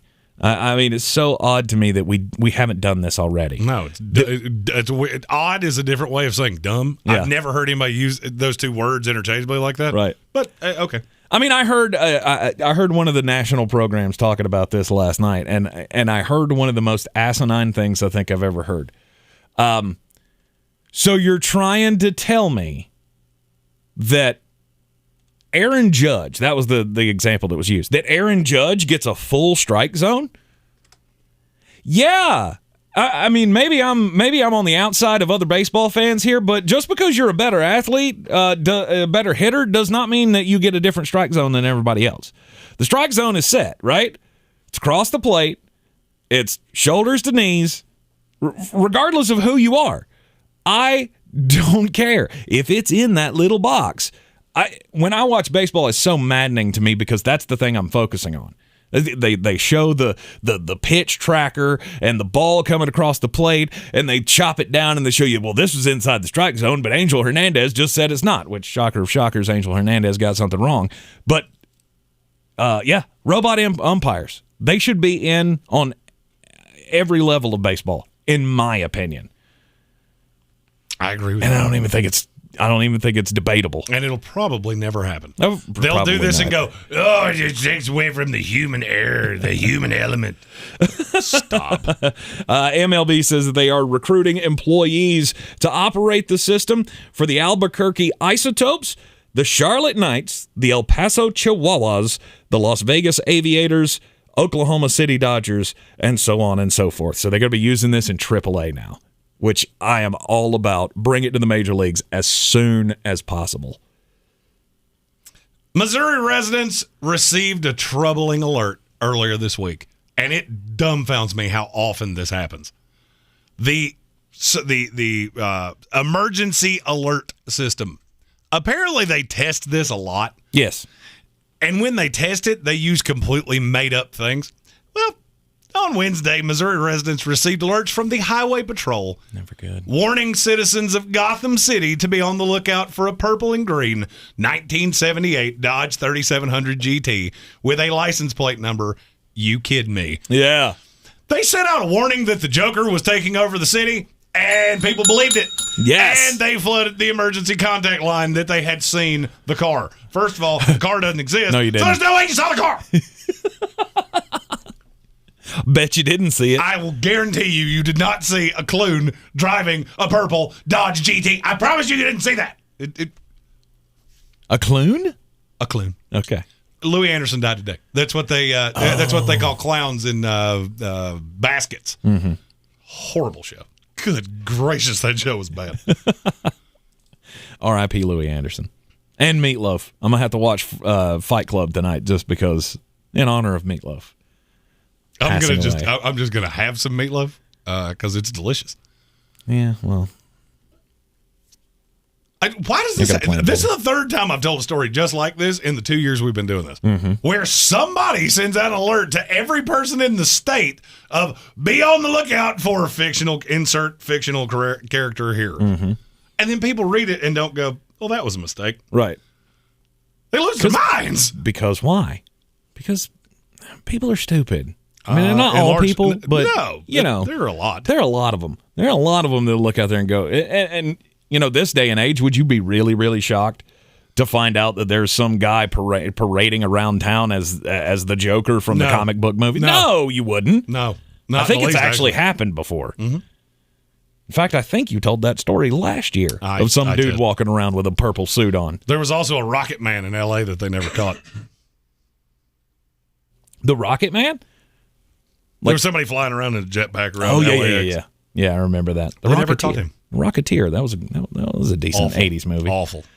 Awful, horrible, no good, very bad movie. Wait, is that an actual movie you've seen? Unfortunately. Wow. Awful. Just terrible. And the helmet was stupid. No way. The helmet was the best part. The gold, like Lance Armstrong cycling helmet. Yeah, it kind of looked like Iron Man. Like the old school Iron Man. Just take that back. No, he didn't. Like the original comic book Iron Man? Yeah. That's what the helmet looked like. No, that looked ridiculous. All right, let's get back to the divisional playoffs here. The Tampa Bay Buccaneers and the LA Rams will kick off at 3 o'clock on Sunday down at Raymond James Stadium. They're going to hope to fire off all the cannons. And at this point, I'm just hoping that everybody's going to be that the offensive line is going to be there to protect old Tom Brady, because this very well could spell his last game. If Ryan Jensen can't stand up against Aaron Donald, which was going to be a task anyway at 100% health, twisted his ankle at the last game. He was able to gut it out and finish out the game. He's been questionable all week long. They were saying game time decision at one point, but I think everybody knows. I mean, it's shocker of shockers that across the league we've had all of these injury scares, and guess what? Nobody's missing the games. I mean, except for L.A. LA lost Andrew Whitworth, and Taylor Rapp. Yeah, Whitworth's a bigger loss than Taylor Rapp is. Well, of course it is. But shocker of shockers, all these guys are like, oh, miraculous recoveries this week. Well, no kidding. This is when you strap it on and you go, guess what, guys? I don't care how bad you're hurt, you're playing in this game. So the offensive line injuries for Tampa Bay, Tristan Wirfs, like I said earlier today, the report was he went to practice, was not noticeably limping. He was going out there to test it. I haven't heard anything since after practice today. But if that's going to be a real problem, then it'd be LA all the way. The X factor matchup in this to me is, can Tampa run on LA? I'm going to say the same thing about Tom Brady that I said about Aaron Rodgers. Mm-hmm. If this falls all on him, and Aaron Donald does not have to worry about over pursuit or anything like that, you're in trouble. Agreed. Because this is the definition of a team can get home with 4. Mm-hmm. Wirfs is not going to be 100%. Jensen's not going to be 100%. Nope. Now, will them at 60% be better than the alternative? Yes. Absolutely. I mean, did you see the plays where Tristan was out last week? I did. Oh. I did. I didn't commit that guy's name to memory, but he was awful. It's the worst thing I'd seen. I mean, he got pushed off the line and with little to no effort last week. So that's going to be a problem. If they can get home in base packages and can sit back, sit back is a relative term. A lot of people here sit back and they go, oh, you're not getting anywhere near the quarterback. No, they can sit back and still get after the quarterback. Then I think it becomes markedly harder, and it becomes a chess match between Bruce Arians and Sean McVay. Mm-hmm. Well, the Rams have an advantage there. Alternatively, Tampa Bay hasn't let a lot of teams run on them particularly well this year. Mm-hmm. The Rams can do that. It's an underrated portion of the Rams offense. Yeah. With Cam Akers, who looked really good at times last week. That's an element of the offense. And I know Matt Stafford doesn't like play action and all of the stupid buzzwords you hear about the Rams offense. Mm-hmm. You don't have to run play action off of run plays for it to change the way the defense is called. Right. Just because you're not getting duped of, they didn't even try to hand it to the running back. I'm not fooled now. Okay. It does dictate your personnel. It does dictate play call. Does dictate how many people are over the top. Mm-hmm. Does dictate how many people are in the box. And you've got 2 people in the Rams offense that one-on-one are better than anybody that's going to defend them. And that's Cooper Kupp and Odell Beckham Jr. The one-on-one matchups don't lend to you. If you had any other quarterback not named Tom Brady in the history of creation, I would say there is virtually no shot you win this game. No, and we're going to get pounded by 3 touchdowns. That's exactly right. Mm-hmm. But you do, yeah, and exactly. I'm not. Exactly. And that's why I have all the faith in this team. As you said, if it was anybody else, I would not be on Tampa Bay to win this game. But I am not taking Tom Brady, or not picking against Tom Brady in a playoff game that we all feel like is going to be close. You give Tom Brady the last shot, he's going to make you pay 98 times out of 100. So, to me, I got to stick with my team. I got to stick with my team. Tampa Bay. And I understand what you're saying about the run, but that doesn't scare me. It should. I'm not terribly scared of Cam Akers. You should be. Should be? You should be. You That's see him. an element to this offense that's just different. Mm-hmm. It's just different. And it adds another layer that you have to deal with. Mm-hmm. And it goes back to Sean McVay. He's the mad scientist playing chess, not checkers. Yes. Again, all the buzzwords. You give him another element like that. Do you remember who the leading rusher for the Rams was when they just pounded you in week, what was it, 3? Was that Darrell Henderson? It was Sony Michel. Sony Michel. He had 67 yards. Mm-hmm. They did nothing offensively. I want to say they averaged like 2.7 yards a carry or something ridiculous like that. Mm-hmm. And they absolutely pounded you. And that was with Brady for throwing for 430. Mm-hmm. I don't really see either of those things happening again.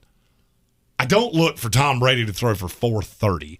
And I don't look for the Rams to be completely inept running the ball.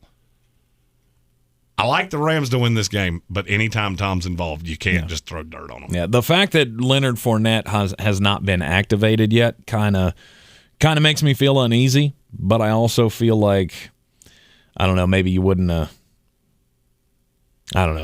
ruled out Ronald Jones so quickly if you felt like Leonard wasn't going to be back to play.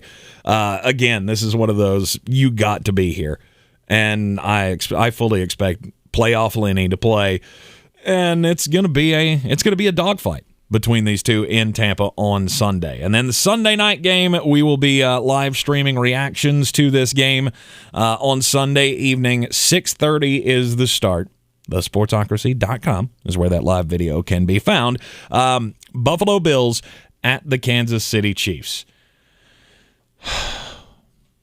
Who is the one player in this game, Jeremy, that you look at and go, if he has a big day, it's over? Devin Singletary. I would agree. I would agree with that. I think, Tyreek Hill's going to have a big day. I think Travis Kelce can have a big day. Patrick Mahomes can have a big day. That doesn't mean necessarily that Kansas City wins. But if Devin Singletary has 100 yards and a touchdown in this game, I would say Buffalo probably ends up winning. He has just added a new level to that team. That was the one thing that we said they can't do. They can't run the ball, and that makes their offense one-dimensional. Well, now, in the past, 3 weeks, Devin Singletary has looked like a legitimate starting running back in the NFL. And if he can keep that going, Buffalo's got a great shot.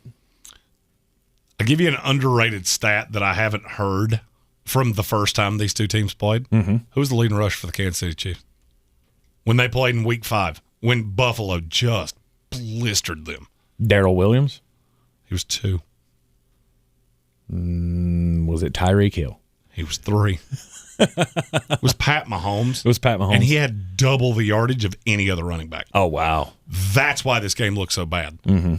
Because Buffalo knew exactly what they were doing. They knew exactly what they were doing. I've got Matt Milano. Can he match up with Kelce one-on-one? No, we saw that in the playoffs last year.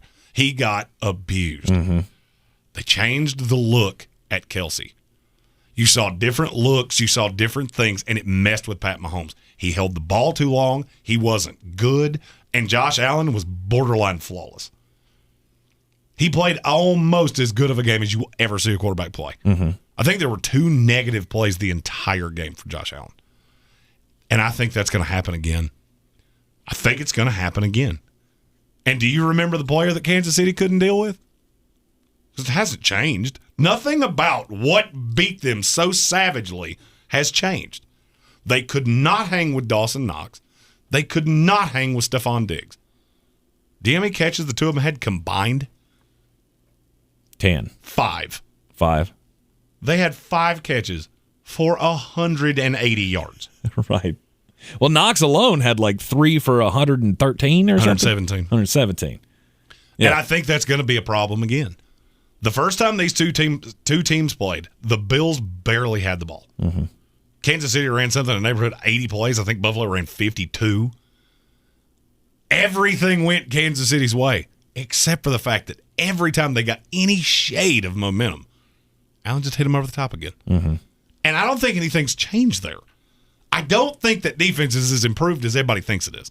I think you got very lucky in who you played. You played a lot of beat-up teams that either didn't have their quarterback, didn't have their playmakers, didn't have whatever the case may be. And did you accelerate some momentum there? Yeah. Mm-hmm. Now you're playing a team that's almost 100% healthy, that has a slew of pass rushers that they can throw at you in any range of ways. And I don't know how you're going to combat that. Oh, the line's been good with Creed Humphrey and Trey Smith. Yeah, they've been 2 great rookies. Mm-hmm. 2 great rookies. Orlando Brown, the most overrated player in the NFL, is not even vaguely close. He's 1, 2, and 4. Yeah.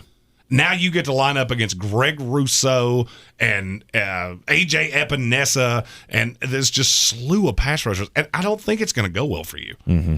I could see this being one of those games where Pat Mahomes is constantly trying to do too much. Because they're not going to be able to run on Buffalo. We've seen that before. Mm-hmm. That's not news to anybody. They played multiple times over the last few years. They've never done a great job running the ball on them. But wait, Clyde Edwards-Helaire is going to be back. That's probably a negative, not a positive. I think Patrick Mahomes. He's going to be able to make you make mistakes. The problem he had in the first game was that he made mistakes. He had 3 turnovers in that first game, and if he can limit that, I think Kansas City still has the advantage. Because then I go to one, I'm at home. It's a very tough place to play. It's one of the best one of the best home atmospheres that you have in the NFL. And I get Andy Reid versus Sean McDermott. I have to do this before we go to break. Okay. I'm your huckleberry. Devin said, can we get a thesaurus for Jeremy so he can use any synonym for markedly? I'm doing it on purpose. See, when you comment things in the chat, who do you think is moderating that? So I've seen all of you saying it. Now I'm just doing it on purpose. I use that word a lot anyway. You do. You steer into, hey, here's another reason for you to do it 17 more times. Okay. You're in the Sportsocracy here on ESPN Asheville, 92.9 FM, 880 AM, and 1400. Yes, we will be covering both of the AFC divisional round games live on YouTube. Don't forget, thesportsocracy.com. Click on that subscribe button after you get on the live video link. This is your time saver traffic on the new ESPN Asheville. Traffic is slow 40 westbound between Vines Creek Road and Harmon Road in Haywood County. Construction also in the zone. Captain Jeff Bowen Bridge, traffic moving well and steady. Smoky Park Highway, no delays. Patton Avenue now incident-free. New Leicester Highway moving well. Hendersonville Road, no problem. Sweeten Creek Road moving well. Mills Gap Road, no delays. And Cane Creek Road also moving problem-free. Checking the drive time, 240 westbound between Tunnel Road and I-40. Drive time, 7 minutes. I'm Lyndon Field with your Time Saver Traffic.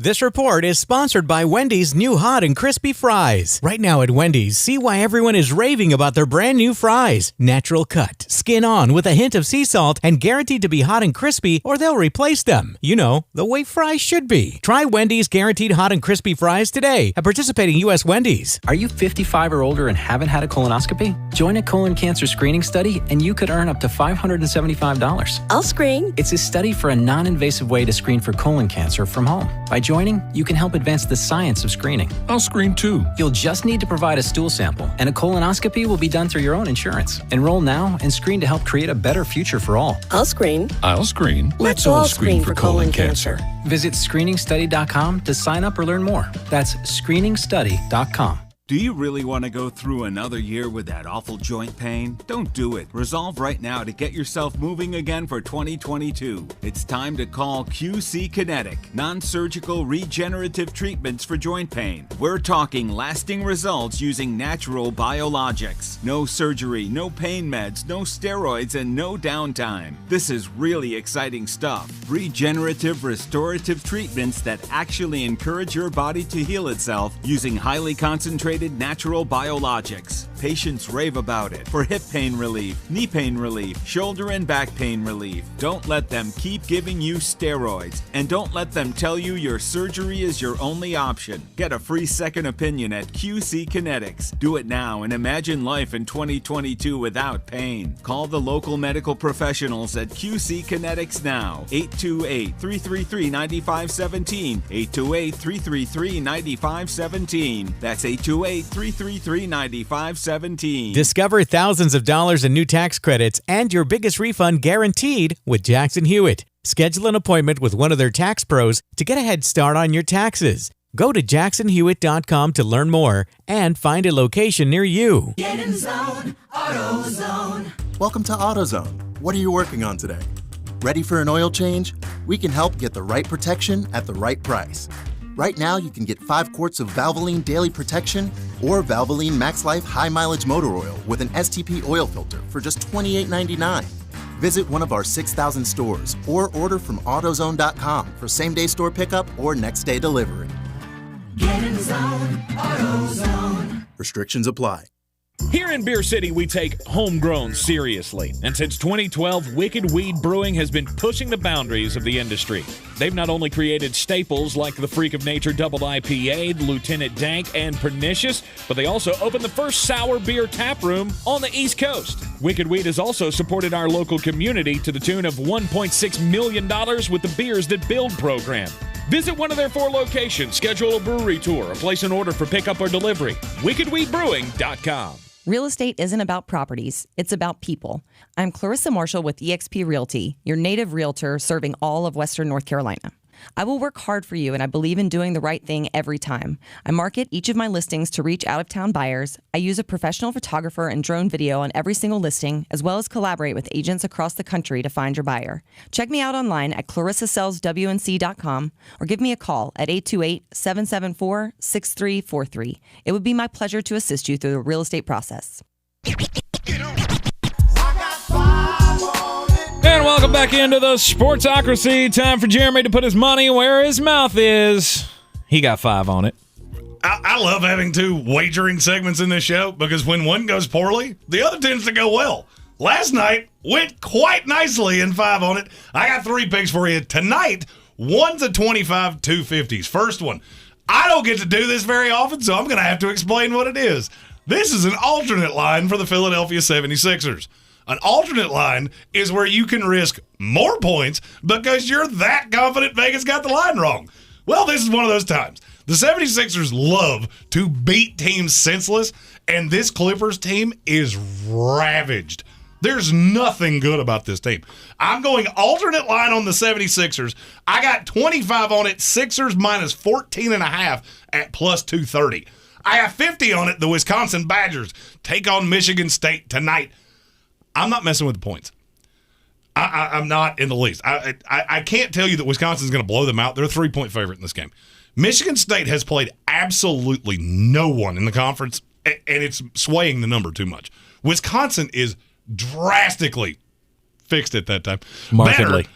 They are drastically better than Michigan State. Are they far superior? And they are far superior. And I have yet to see anybody from Michigan State that can guard Johnny Davis. I'm not messing with the points. I'm willing to sacrifice a little bit of the return. I got 50 on it, Wisconsin in the money line. Finally, if you've watched this show for any period of time, you had to know what my last pick was going to be. There are certain teams that other teams just cannot beat. The Atlanta Hawks cannot beat the Miami Heat. Tonight, I get the Miami Heat as a dog. I'm not messing with the points. I'm taking the Heat outright. I got 50 on it. The Miami Heat in the money line plus 130 over the Atlanta Hawks. And, of course, you can take those to betus.com. Use the promo code Sportsocracy. BetUS.com is the website. And when you use our promo code, they will give you a 125% deposit bonus. Stephen Tao had a I'm your huckleberry. He said bring markedly more beverages tomorrow. Yes, we will be on that. Because in the first one of these we did, there were no more beverages by the third quarter, and that makes it markedly less fun to do those. It does. Oh, wait. I know that song. Speed of lightning! Roar of thunder! Every once in a while see something that I just go, I have to give this to you. This is a money-making way to make this a very profitable weekend by going to betus.com. I like too many favorites in the NFL. In the playoffs, you don't get a lot of opportunities to take money lines, get big numbers. I got 2 of them. I got a 4-way parlay that if you risk $50 US at betus.com, it will turn into over $1,000 in a 4-way parlay. First one, Tennessee Titans minus 3.5 over Cincinnati. It's in Nashville. This is your first time on the road in the playoffs. I don't think this is going to go as well for Cincinnati as everybody thinks it will. It's going to be a shootout. It's going to be fun. I'm taking Tennessee minus the 3.5. The 49ers are a 6-point dog, and I don't get that in the least. I got them in the money line plus 200. I think they're going to win this game outright. I've said it all week long. This is not a good setup for the Green Bay Packers. I'm taking the 49ers in the money line. The Tampa Bay Buccaneers. I've said this all week. I like the Rams to keep this close. I'm not betting against Tom Brady. I do think the Rams will cover. I think the Bucs are going to win this game. Huzzah! I do think that. I don't know how they're going to do it because none of it makes any sense. Oh, God, Bucs in the money line, and finally, the Buffalo Bills. I've said it all year. Devin paid for this earlier. I'm a little teapot short and stout, and I'm taking the Buffalo Bills to win the Super Bowl. David, get the tables. Get the tables! Because he's going to need it. Yeah, that might be something you see on the pre-show of one of our live streams. Got a little something cooking with the Bills Mafia. Just, look, I got to have some reason to watch this other than wagering on it. Yeah. I got to have a team. I got to have somebody to pull for. I'm pulling for Billy the Bill or Bull or whatever his name is. Billy the Buffalo. Billy the Buffalo and the Buffalo Bills trying to unseat the Kansas City Chiefs, who have sat atop the AFC for the last 2 years. Tampa Bay going for 2. Will they run into the roadblock that is the LA Rams this weekend? Very well could happen, but like we say, when you got Tom Brady on your side, it's hard to bet against the Tampa Bay Buccaneers. And then Tennessee. Lots of pressure there as the number 1 seed. Cincinnati wins. I'm going to be happy. This is going to be a fun weekend. We're looking forward to the live streams. You can go to YouTube now. They're already up. Hit the notifications button. Subscribe. All of the things on the YouTube channel. We're looking really forward to this. We had a great time last week. This is something that we wanted to do all year, and now we've got perfect games to do this. It's going to be fun. And if you stick around for our uncensored web third hour, we're going to debut the Foodocracy. This is a Patrick Holt brainchild. And these will be, they're kind of rolling. Yep. We'll do some tournaments. We'll do some videos. We'll do some things. TheSportsocracy.com happy hour is coming up next. Otherwise, we'll see you back here on ESPN Asheville at 3 on Monday. This is your Exergent Temporal Scanner weather forecast on ESPN Asheville. Mostly cloudy skies and cold for us here tonight. A few flurries or a couple of light snow showers possible. Temperatures tonight drop down into the low part of the 20s. Not as cold for us on Saturday, although temperatures still remain a little bit below average. We'll start out cloudy, but look for sunshine to mix in as we head into and through the afternoon on Saturday. Afternoon highs low 40s. Lots of sunshine on Sunday. Highs middle 40s. I'm meteorologist Ken Boone at the Weather Channel. This report is sponsored by Discover. Real credit card questions require real people. Someone who understands your issues and works to resolve them with you. That's why Discover offers helpful, U.S.-based representatives. Available 24/7. Discover. Exceptionally common sense. This is your time saver traffic on the new ESPN Asheville. Traffic is slow 40 westbound between Vines Creek Road and Harmon-Den Road in Haywood County. Construction also in the zone. Captain Jeff Bowen Bridge, traffic moving well and steady. Smoky Park Highway, no delays. Patton Avenue, now incident-free. New Leicester Highway, moving well. Hendersonville Road, no problem. Sweeten Creek Road, moving well. Mills Gap Road, no delays, and Cane Creek Road also moving problem-free. Checking the drive time, 240 westbound between Tunnel Road and I-40. Drive time, 7 minutes. I'm Lyndon Field with your Time Saver Traffic.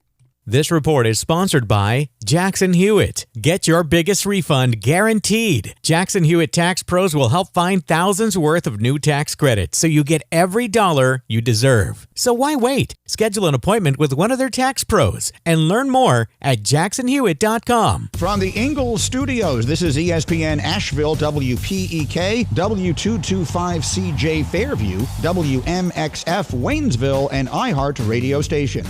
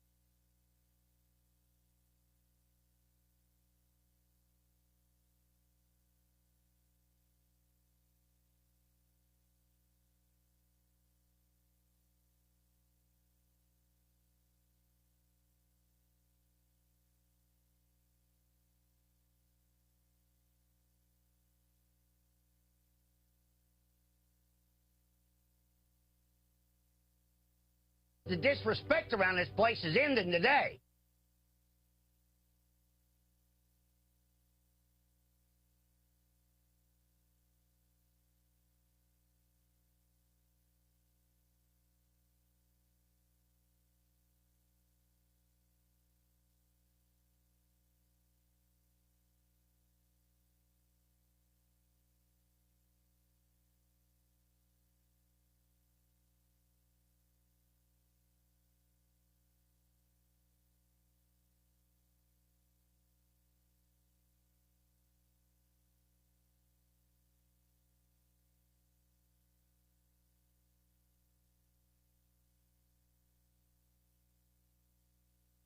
The following program is intended for mature audiences.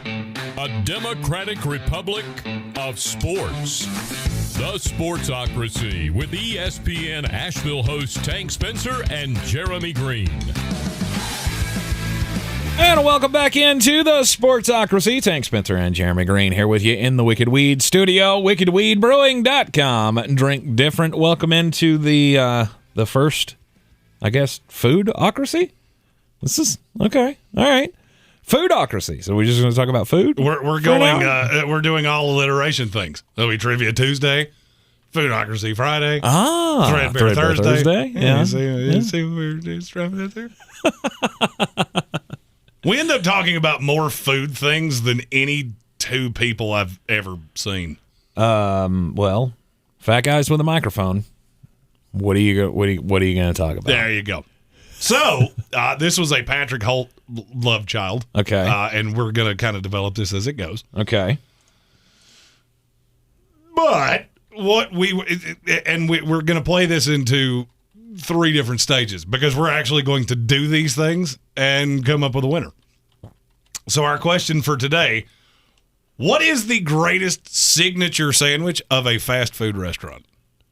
Oh. When I originally did this, I was talking burgers exclusively. Mm-hmm. But somebody pointed out we could, extend that out. Extend it out to what? Just signature sandwich.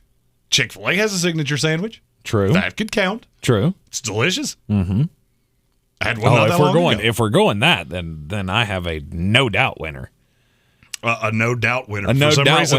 For some reason, chicken livers, I don't necessarily think that you're going to hit a no doubt winner with me. Is there a fast food place where I can get chicken livers? No, but you can apparently get them at the Moose Cafe. At KFC. You can get them at KFC.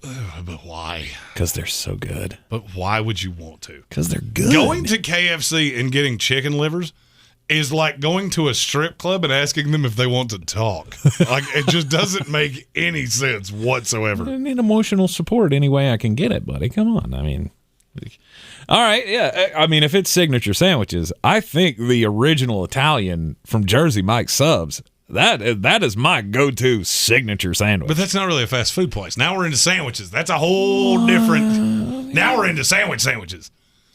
You don't count sub shops as fast food? No, they're in their own category. Okay. I'm talking about a place you can go through the drive-through. Michael Whiteside in the comments said big hot ham and cheese from Hardee's. Is that their signature sandwich? That's not their signature sandwich, I don't think. See, to me, their signature sandwich would be the original Angus thick burger, which is wonderful. Yeah. Signature sandwiches. Let's see here. Well, you got the Whopper from Burger King. It's good. And one of the things that a lot of these sandwiches fall victim to is when you have to add the extra layer of meat. Like, to me, if we could go Dave's double, that wins in a walk. Not triple. Give me the triple. Go to PhD weight loss, or my PhD weight loss. And not be like us. Yeah, exactly. Adam Black said Whopper with bacon. The Whopper is a formidable sandwich. Mm-hmm. But the one little patty that's not enough meat. It needs more meat. We can get a double Whopper. But see, that doesn't count because that's not the signature sandwich. That's a double signature sandwich. This is where this got really interesting to me. Because, I'm not a huge fan of the Big Mac. No. But I loved the Arch Deluxe. Yes. The Arch Deluxe was literally just a Big Mac with quarter pounders on it. That's all that was. And it was so good. They didn't have the extra bread either. It was so good. Devin said the Frisco burger is the signature sandwich at Hardee's. See, I would think so, but and I'm not going to dispute that. But is the signature sandwich not the number one thing on the menu? Because the Frisco is the 7 on the menu. And that's kind of where I go. And maybe that's how we should have said it. Yeah. Who has the best number one? Number one. Yeah, whose number one is number one? We'll go straight Joe Kenda here. You don't know what that means, do you? No. You have no idea who Joe Kenda is. It was a show on a Investigation. UFC fighter? No, it was a show on Investigation Discovery. They called him the Homicide Hunter. And his rule was he hated fast food, but he had to eat it all the time. So he would just go through any drive-thru and say, give me a number one. I don't care what it is. Okay. All right. I think I have to. I think I have to go with the Whopper if that's where we're going. See, and I like the accompaniment of the Whopper. It's got the cheese and the tomato. It's all lovely. But there's so little meat. It's just a little thing. It's just a little patty of BS meat.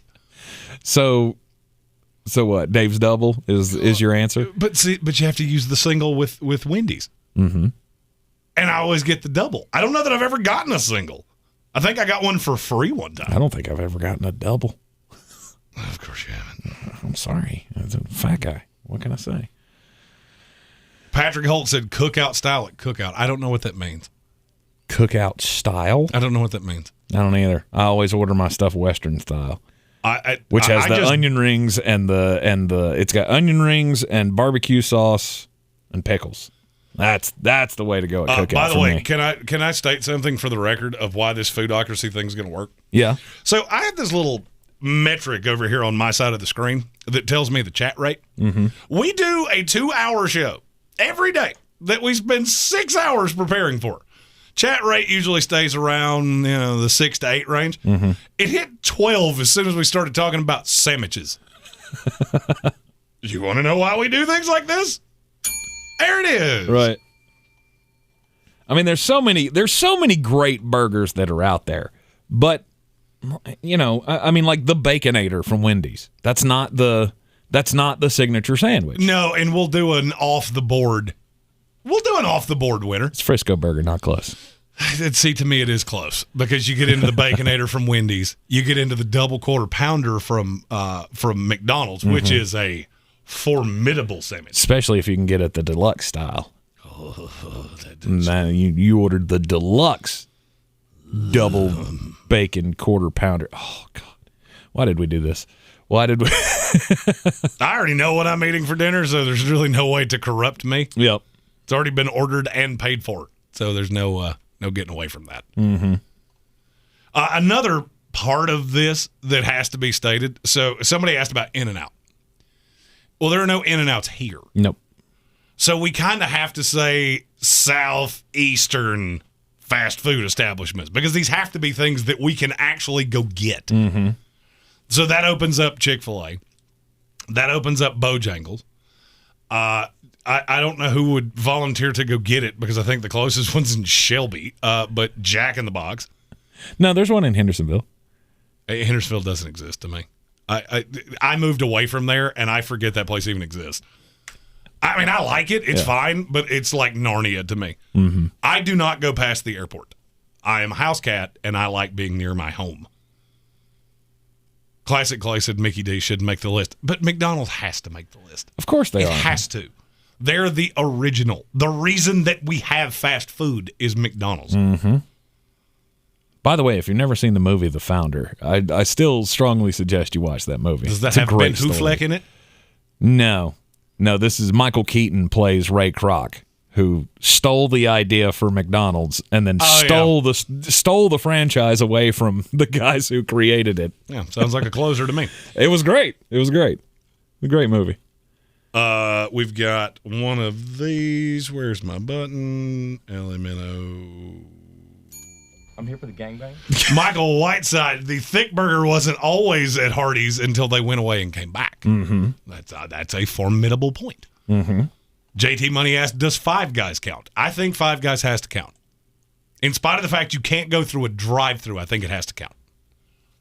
Because that's a fast food place. Yeah. And see, here's the thing: if we don't have enough places, eventually we have to go to Arby's. And the best thing that you have cannot be your sauce. I mean, the roast beef sandwiches are really Gross. good. They are disgusting. It's not food. What do you mean it's not food? It comes in a tube like toothpaste. Out. It's roast beef. It's not bologna. Yeah, it close enough. Michael Whiteside Holt says no. It has to have a drive-through. Holt's rules. His game, his rules. His rules. All right. He's by the way, he is the impartial mediator here. So when we look to the rules expert, Patrick Holt is the rules expert, and we will go by his rules because there's layers of this.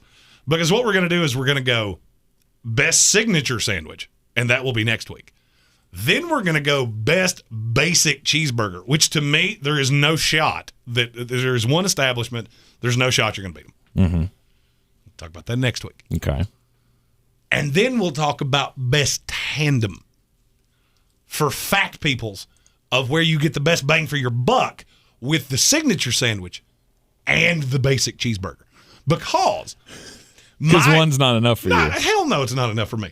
Because the way I wound up weighing 300 pounds is that I would go to a local fast food establishment. I would order my meal that I was going to eat when I got home, and then I'd get the little cheeseburger. And I'd eat the little cheeseburger while I was driving home because I'm a fat shit, and that's how I, before PhD, weighed 300 pounds. Mm-hmm. Steak and Shake, the Wisconsin Buttery. I do.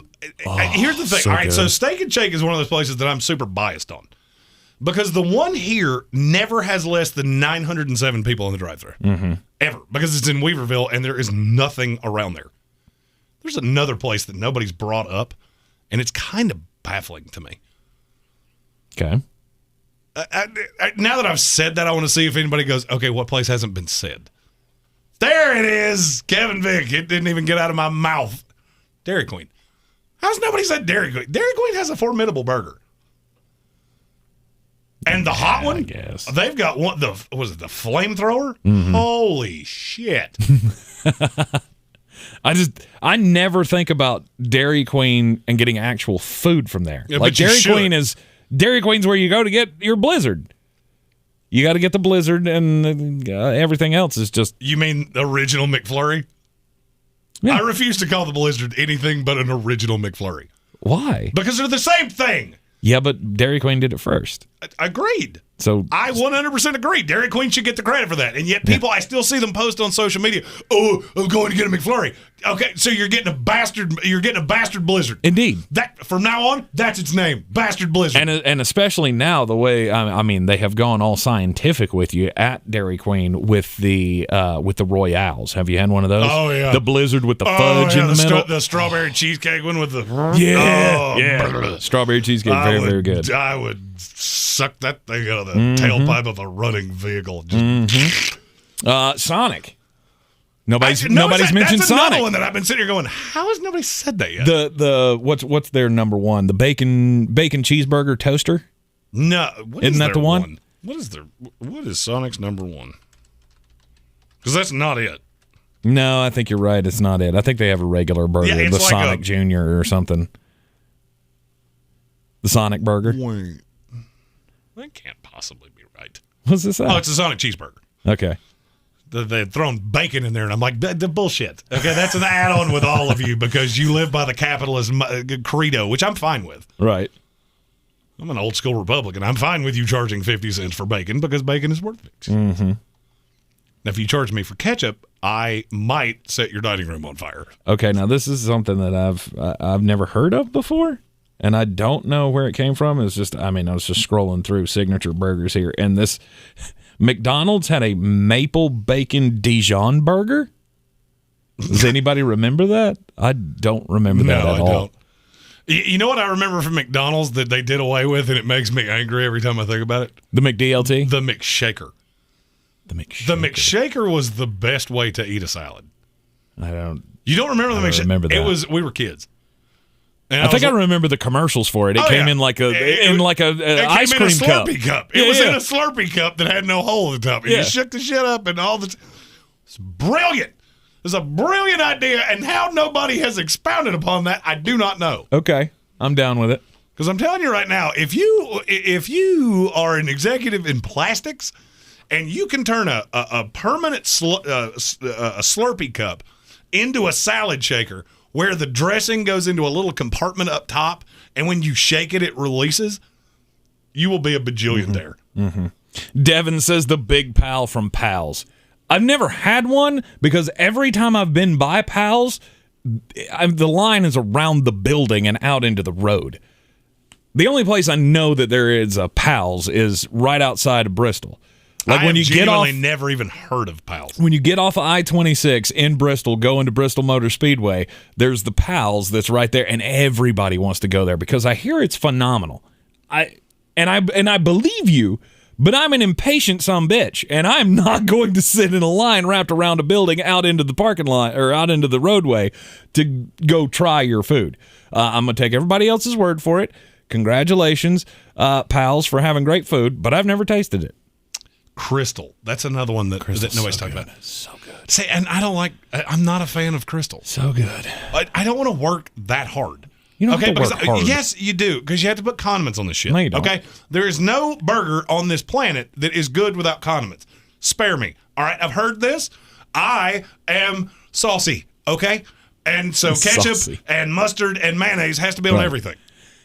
And I understand that. And and by the way, if mayonnaise doesn't come on your number one, you are already 3 points behind to me. The Crystal burgers, they only come with time saver traffic. Dang it. You got to remind me to turn that off. I apologize. That blew out Jeremy's ears.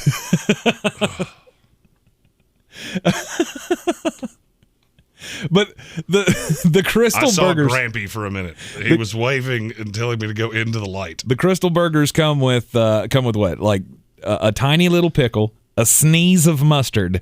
And that's bullshit. And then I have to take all the top buns off and slather this with shit, especially in packets. Okay, can we stop with packets? Will you not think of the sea turtles or whatever hippy dippy ass cause is hurt by plastics? Just give me a bottle. If I'm going to eat in your restaurant, put a bottle of the good stuff on the table. I don't eat anything without sauce. Yeah. Nothing. Steak, sauce. I've eaten a Peter Luger steak. Okay, you're not going to tell, but a good steak shouldn't have. Yes, it should. Okay, everything should have sauce. A good steak doesn't need sauce, but it's always better with it. 100%. That's my opinion. 100%. A1, tremendous. Only steak sauce even worth talking about. Are there steaks that you can eat and get halfway through it and go, oh, I forgot the steak sauce? 100%. I do it all the time. But I'm still going to go back and get some. Never once. I know you have to have your sauces. Once. I went over to Jeremy's house one day, and it was, I don't remember what we were doing. It might have been like draft coverage or something. And I go over to his house, and he's got his meal laid out on his TV tray in the living room. And on the tray, surrounding it, was like a buffet of condiment bottles. It was just steak sauce and ranch dressing and ketchup and mustard. And like, what are you doing here? Nothing's not better with sauce. That's just that. Okay, that's why they have sauce. Right. Okay. If sauce didn't make everything better, you know what we wouldn't have? So many damn sauces. That's another thing we're going to have to do. Best fast food sauce. Well, I've never had, what was it? Cane's? I've never had Cane's. Yeah, Raising Cane's. I've never had that. So, yeah, I would think Chick-fil-A is probably high on that list for me. Chick-fil-A Polynesian sauce. And you can buy that in the stores, right? I do. Yeah. You can order it on Amazon, too. Of which I'm actually coming to the belief that I can do anything I want to do on Amazon. Yes. I think I can actually live my whole life with nothing but Amazon. No, it's all part of Jeff Bezos' plan. Get everybody to buy his products, and he can take over the world. Classic Clay. These tomatoes aren't even ripe. No one's mentioned Taco Hell. They don't have sandwiches.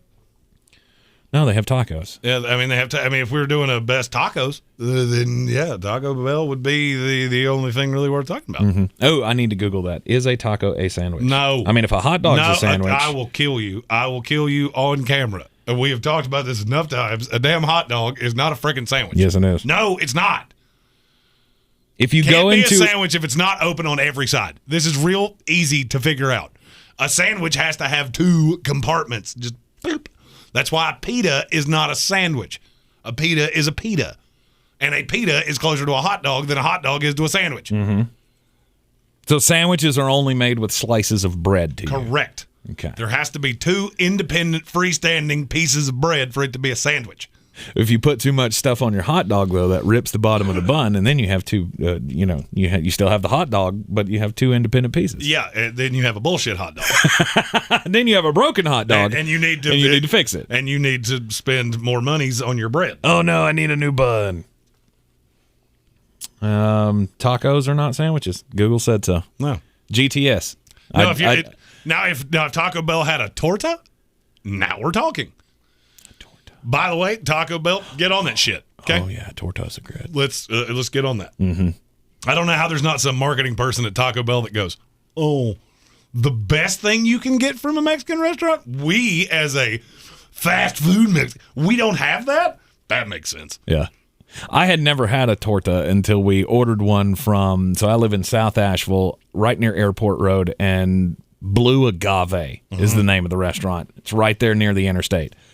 I got their torta. Holy cow, changed my life. There is a food truck in East Asheville that looks like a good place. It's outside of a bar that's a good place to get dead. And it only runs during the day. Holy jeebus. They have tortas that are unbelievable. Where's this bar? Now I have to know. Oh, what is the name? The Root Bar. The Root Bar. Oh, you've never been to the Root Bar? No. Oh, that's a great place to get a beer at a Scar. Mm-mm. I've actually been a bunch of times. I mean, it sounds like I'm banging this place. I like dive bars. You know what I don't like? Going to a bar where people are swirling around their wine or their bullshit beer.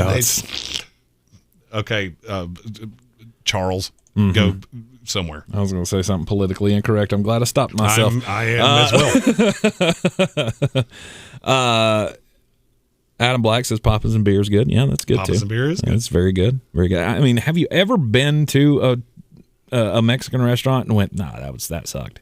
No. I don't think I ever have. No. And you know why? Because it's impossible to screw up. Mm-hmm. Now, there are certain places, Cantina Louie, they do Mexican food. It's just out of this world. It's just it is out of this world. That's the one downtown? Yeah, off Biltmore. Yeah. It's so good. Scott Cutchall said that the food truck I'm talking about, and I'll be honest with you, in all the years I've lived in this city, I have never heard anybody call that food truck by its name. Mm-hmm. To the point of, I do not know what that food truck is called.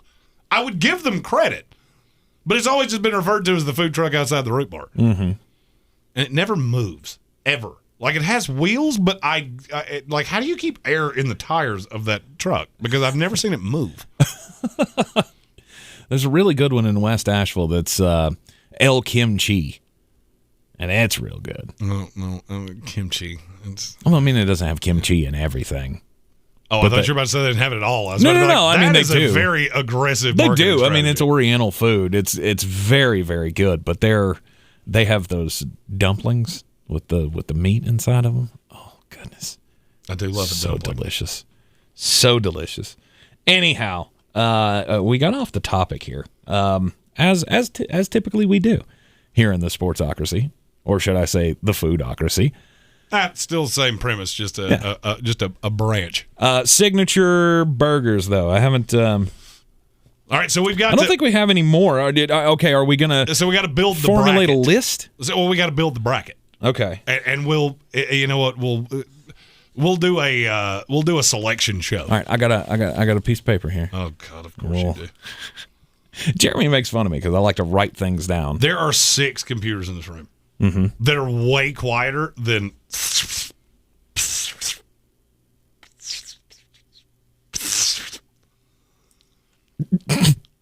Get that spittle out of your mustache there, brother. Now you can't see it because I'm lit up like a fucking Christmas tree. Can you not? It's one of the beauties of this particular that's light gross.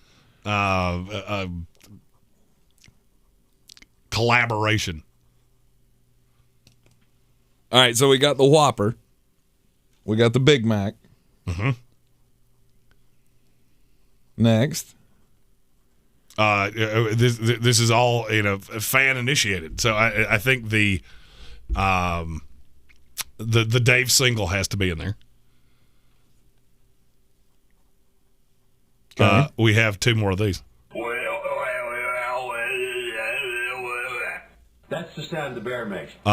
Classic Clay said, "Look at the sheet storm you have started." Kevin Vick. And then Kevin Vick said, "Kimchi, stop calling things fermented to make rotten sound more appetizing." I agree with you 110%. Well, nobody's going to eat it if you call it rotten. The original Jack, I think that has to be on there. We're just going to have to figure out how we're going to get one of those. Somebody will have to come from Hendersonville because we're going to have to do these things in concert. So we're going to be trying these things? Oh, absolutely. Okay, all right. Yeah. Oh, absolutely. Rob Johnson said Rally's Burger. Trust me, I would kill for there to be a Checkers in this city. Yeah. A Rally's, whatever you want to call it. It's kind of like Hardee's and Carl's Jr. So that was the Champ? That's the Champ burger, right? Yeah. Well, I mean, and I'd love to have one of those. It's just I don't know where the nearest one is. Right. And I don't really – I know where the nearest one that I know of is, and that's in Sumter, South Carolina, which is about a 3-hour drive. And the last 2 times I've done that, I blew a tire out on the way. So that's when I learned that I knew how to patch a tire. You know what? The Frisco has to go on here. I mean, everybody assumes that is the signature sandwich of Hardee's. I think we should put it on there. Does that not fall into the specialty burger? Yeah. Because here's where I'm going with that. All right, so if you go Frisco for Hardee's, don't you have to go quarter pounder for McDonald's? I would say the quarter pounder is more the signature sandwich of McDonald's than the Big Mac is. I'd fully disagree. I mean, maybe I'm weird. I didn't eat a big. I mean, to me, I want the more meat. You want more meat. Yeah, I get it. But the Big Mac is like the all-time highest selling burger of all time. And I agree. And that's why it's number one on the menu. All right, so that's what makes this very difficult. Patrick Holt says no because it never left the menu. Frisco counts for that. You know what? Yeah. Rules administrator, Frisco burger from Hardee's. There you go. It is decided. Classic Clay said feed Tank Tuesday. We can't do that, guys, because I have my weigh-in on Wednesday mornings with PhD. I can't make it, I can't be gorging on Tuesday. Kevin Vick said there's a Checkers in Shelby. How did I not know that? Is there really? Oh, my.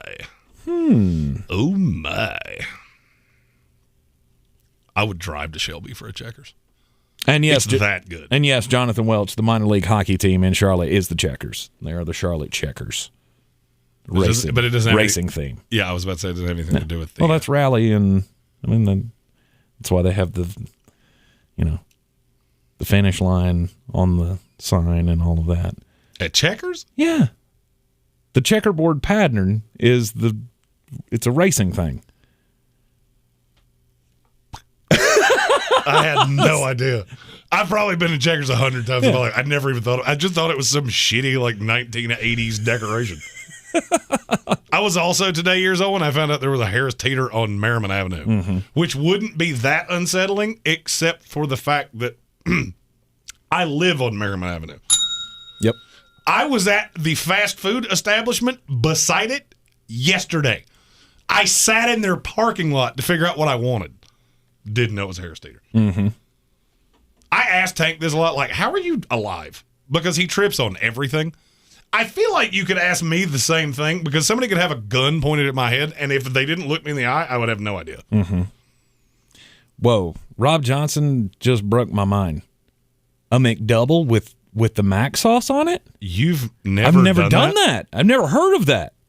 Oh. Now I'm gonna. Okay, I'm going to ask a question, and this is going to sound offensive, and I don't mean it. How the hell did you get so fat if you didn't know things like that?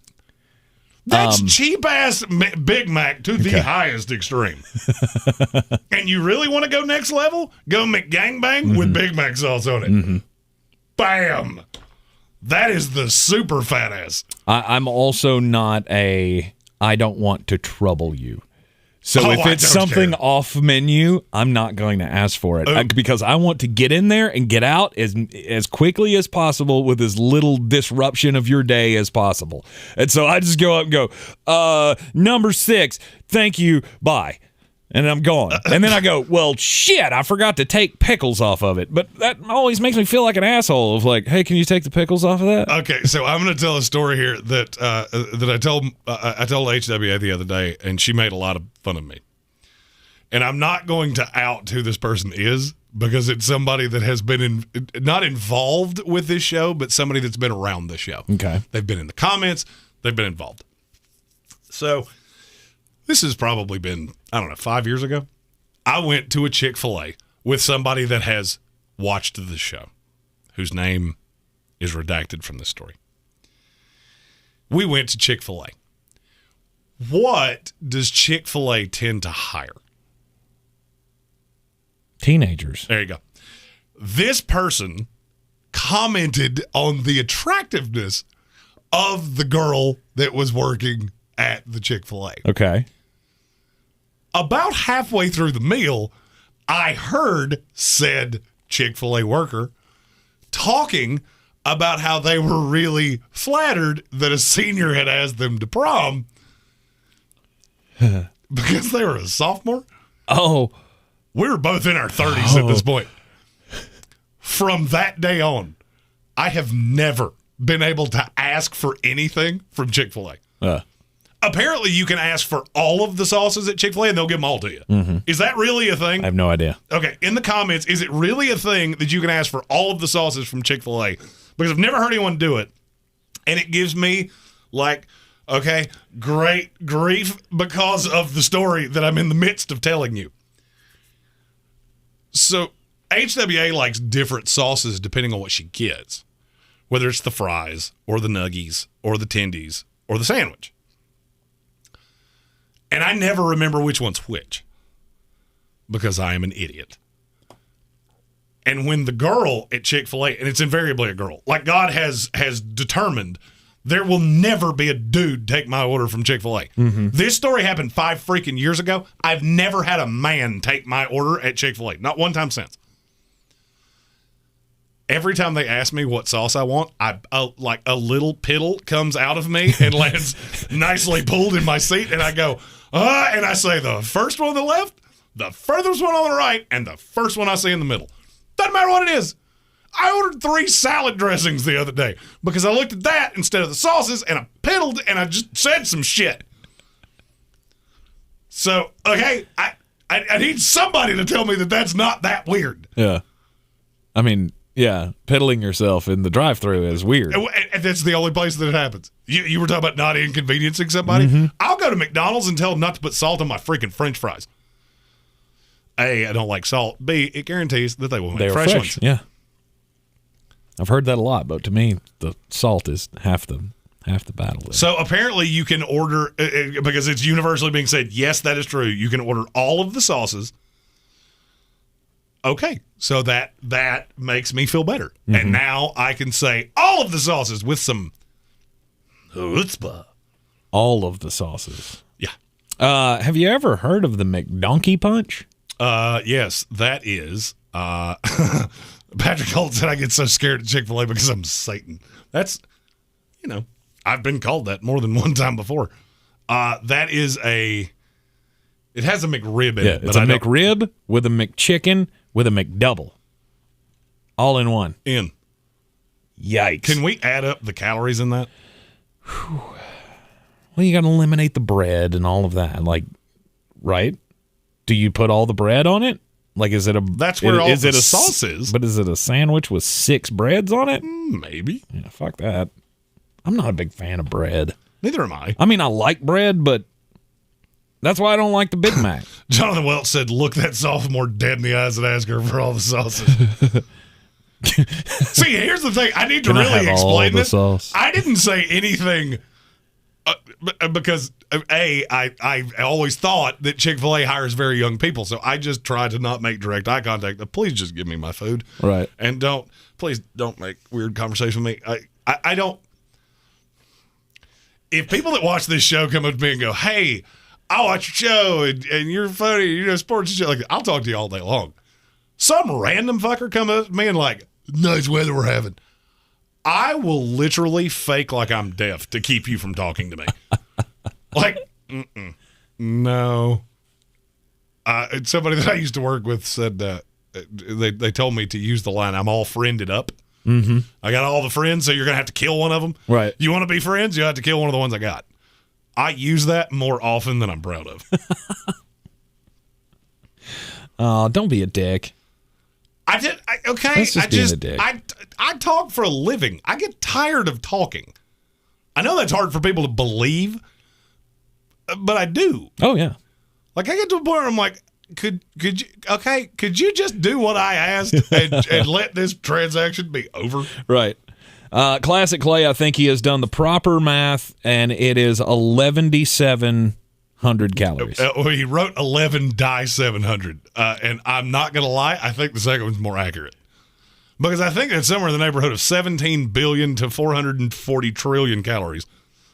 And if you eat the whole thing, you will instantaneously die. Mm-hmm. You guys have so many, what is it called? Life hacks? Rob Johnson said Chick-fil-A will check your tire pressure while you're waiting in the drive-thru. I think they would. And now I want to ask them to. If you asked them to. Can you check tire pressure on that back when one? I went through the chick, so I have to tell this story too. All right, Kevin Vick looked it up. The McDonkey Punch would be 1,277 calories. Oh, he was so close. I am actually shocked that it's that few. Clay was so close. I would have thought it was more. I would have to think it would have been more than that. It's 1,287 calories. So, 1,187. So when I went through the drive-thru last night to order my salad, I did good things.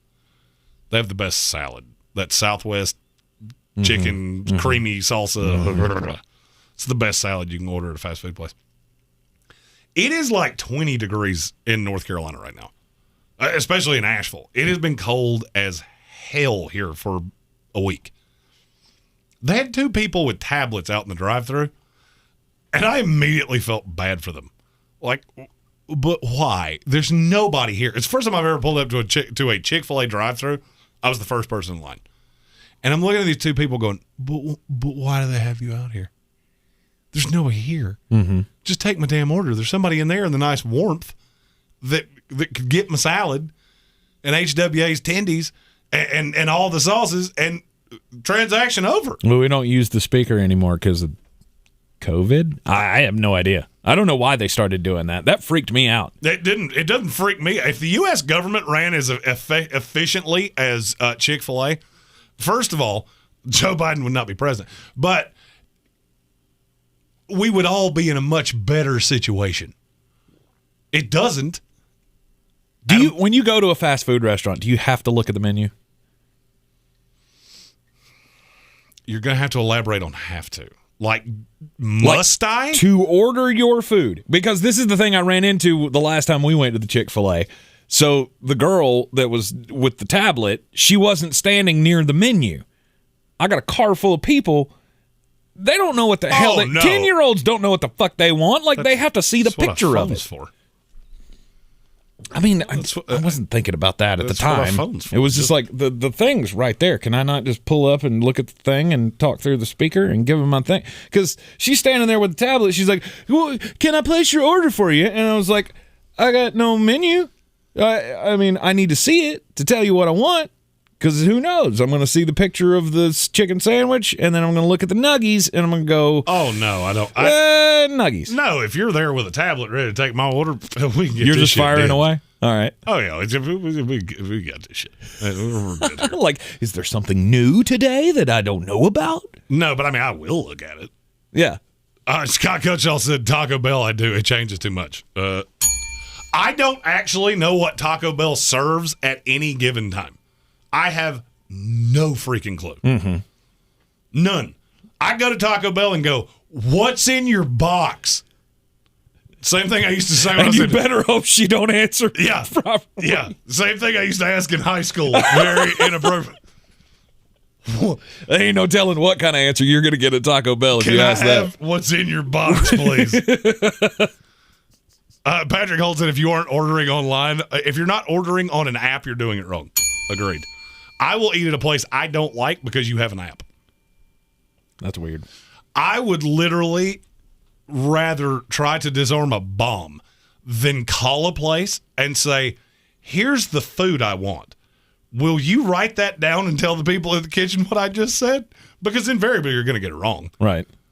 People that talk like me we are not understood well by people that don't talk like me. Right. And not everybody does. So, yeah, I'm not doing that. I'm not repeating what I want 46 times. Mm-hmm. I just don't. I don't do the app thing. And Holt's talking about they give you They give you free shit in app orders. He said, I haven't paid for Nachos Bel Grande in over a year. Really? Wendy's will give you $3 off of your order every time you go through there just for using the app. You can do it from the parking lot. I've seen me do it. Just pull in a parking spot, order it, pull in the drive-thru. Doesn't matter if there's a car there. Does not matter for squat. It's good to know. Yeah. It's good to know. Apps are wonderful. Jonathan Welch said, order your box with all the sauce.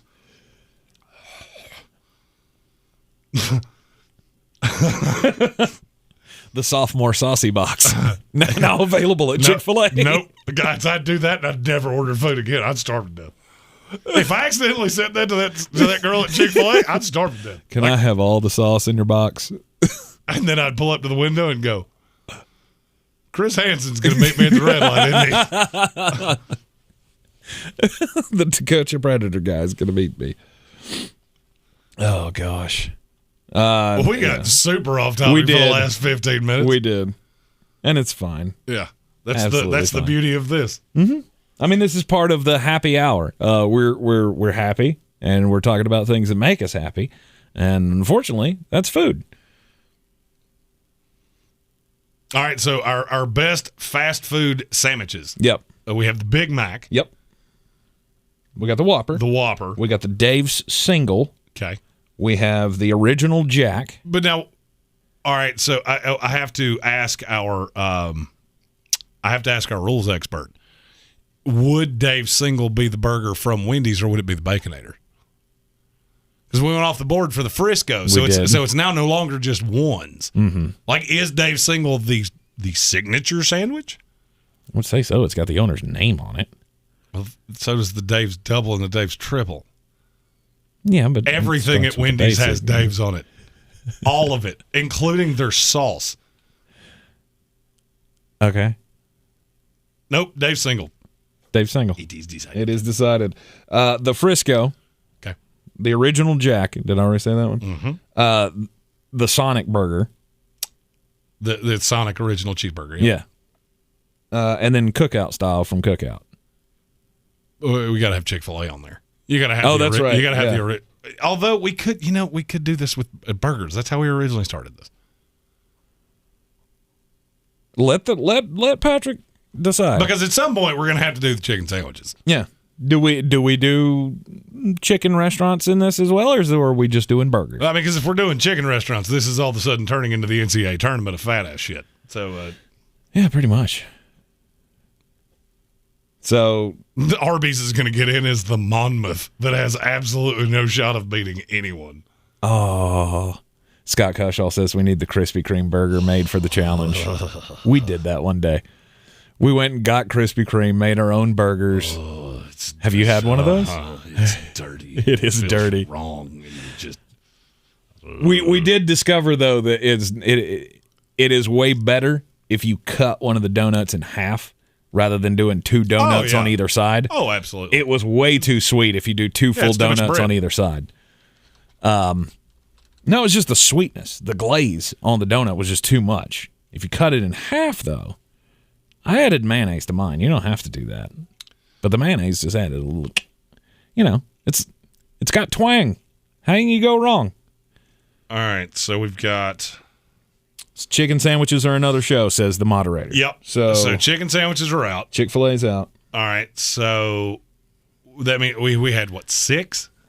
1, 2, 3, 4, 5, 6, 7 with the Cookout burger. See, I don't know that I would put Cookout in this. Why not? It's a fast food place. It is. It's really popular. It is, but if you're going to, are we going to keep this to 8, or are some people going to get buys? Or are we going to have buys into them? No, we got to get to 8. So we got to think about what food we can actually get. Well, I'm looking at the list. Dairy Queen's got to have a burger on this. Okay. There's no doubt Dairy Queen has to have a burger on this. Okay. So the DQ, what? What's their... I don't know the answer. Is it just a regular cheeseburger? I always get the flamethrower because it is so good. You want a Cinderella for this tournament? You throw that flamethrower in here. I'm trying to think what else we don't have. I'm looking at the list of fast food places. And I'm looking specifically for burger restaurants. I mean, well, we got the Wisconsin Buttery. It's up there in Weaverville. Oh, yeah, that's from Steak and Shake. From Steak and Shake. Well, I mean, we got to have Culver's in this, too. Good Lord. Oh, yeah, I mean, we're going to have more than 8. I don't think there's a way to cram this down to 8. All right, so the Wisconsin Buttery. I mean, if you're letting in Cookout, which I don't know that I've ever gotten a burger from Cookout. Oh, That's probably delicious. the only one that I'm looking at going, I don't know exactly what that tastes like. They're delicious. All right, so DQ is added. The Wisconsin Buttery. Then and we have said that they have to have a drive-through. So that takes out Five Guys. That takes out Farm Burger. Holt said then Steak and Shake and Culver's, and that's 10. And I don't really think there is another one that we could actually procure. I mean, yeah, you could go Checkers, but I mean, somebody's gonna have to drive an hour. No, we're not doing that. I mean, and we're already gonna have to go to Hendersonville, Weaverville. Well, I live beside Weaverville, so Weaverville's not that difficult. Right. I guess I'll go to Hendersonville since I live south. Yeah, we're gonna need some. We may need some assistance here. Right. Who wants to be a burger runner? Because this could be a pain in the dick. All right, yeah, that's enough. That's enough, he says. So whatever Culver's, I don't think I've ever eaten there. So, I mean, I have never eaten there. They built that place after I moved. I've eaten there once. They built that place after I moved. So cheese curds are pretty good. I don't think I've ever eaten there. And just looking through the list, I'm not seeing one that we missed. Yeah. Okay. All right. So it is decided. It is decided. We have 10 contestants in the Foodocracy Best Fast Food Signature Burger. And what's the plan? We're going to go get all of these and then do it on Friday next week? Oh, God, this is going to be my favorite thing we've ever done. Now, you know they're going to be cold. No, they're not. There's a way around that. Oh, you can put it in the microwave. Strategic planning. Come on now. Strategic planning. Well, the only way I'm getting Jack in the Box is if I get it before I come here.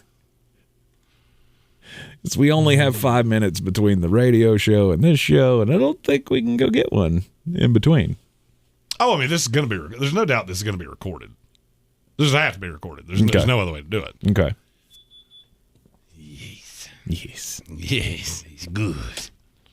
All right. And we may need to recruit not only food runners but tasters because there's only 2 of us. I feel like we're going to need a panel for this. Okay. You want to be on the panel? You got to help go get food. I think that is a. Yeah. We section this off. Everybody gets 2. Because see, I'm closest to Weaverville, so I could do DQ and Steak and Shake easily. Okay. And then we divide this into everybody gets 2. I know we got Vic 5 will be people in. We got 5 people on the panel, and we'll just figure it out. Okay. I'm good with that. God, we could do. You know what we could do? We could do this for one of the live streams. Because we got 2 days here where we're going to be coming in at weird times, and we could set up the studio in there.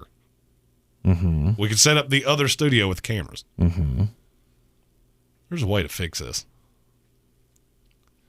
And then you cut each burger into 5 pieces. You split it out to the 5 people, and that way we don't, die.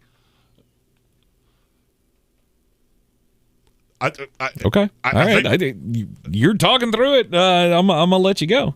Patrick Holt seems to be agreeing with us. It is decided. It is decided. This could be a good thing to do as the pregame for Buffalo and Kansas City. Yeah. Because that's going to be right around – that game's going to kick off right around dinner time. Right so around we can dinner get here time. at 6. We could do this as – okay. Yeah. I see where you're going. You picking up what I'm laying down? Yeah. I do. All right. Tomorrow when we get here, we have to figure out mics. All right. If y'all are down, Anybody that wants to be involved in this, shoot us a message. We're going to post this on socials. Mm-hmm. We're going to have a tournament. This tournament to end all tournaments of fast food debauchery. Mm-hmm. God, I can't wait for this. I haven't eaten bread in and I don't even like bread. Mm-hmm. I just like things to be put betwixt bread. But you miss it. I mean, you do when you cut it out. But I can give a damn less about the bread. I care about the sandwich. Mm-hmm. And the bread doesn't mean a big old hill of boobies to me. But I need that saucy delicacy. Oh, it's going to be so good. All right. So we'll get the ducks in a row. We'll get our panelists in. Whoever wants to participate, we'll put this out in the Discord chat as well, just in case, because I haven't seen Kevin Vick around, and I was for sure that this was going to be one of the things that he'd be all in on. I think Kevin Vick has to split from work at 5:30. So I can easily see him going back and watching. He's on the road, yeah. Patrick Holt said, y'all send me the bill and I'll pay. Look, I'm going to say he's a saintly guy. You really are. And I need this set. We have literally never laid eyes on that guy. Yeah. Ever. Oh, you have. No, I did. I met him at the I physically Red Sox game. never met the man. Mm-hmm. I talked to him a lot. But there are weeks, and this is a total aside for those of you that have hung in this long, there are weeks where you just take so many kicks in the dick and you're like, why are we still doing this? Mm-hmm. I don't know if you have felt that way, but I have literally felt that way all week long. I have. And you'll, as time goes on, you'll find out exactly why that is, and things are progressing change again. Yeah. Progressing. I mean, it's just every day is a winding road, as the song goes. Yeah, that is a way to put it. Yeah. But then y'all say things like that, and just kind words and random things like that. Yep. And I know I'm not much the touchy-feely guy, but that is appreciated more than you know. Because there have been, especially this week, there have been some days where it is hard to get out of bed. Makes it easier when you don't go to it, but so that's why you haven't been getting sleep. Oh no, I go. I laid down at 11 o'clock last night. Mm-hmm. She fell asleep at 11:30 because she's one of those people, and I don't know if you are those people or if you know these people, that they can just lay down and close their eyes and then they go to sleep. People like me, we look at people like that, and anytime you do that, we just want to go, ah! Just because it drives me. The fact there are people like that just makes me so angry. Yeah. Because I can't.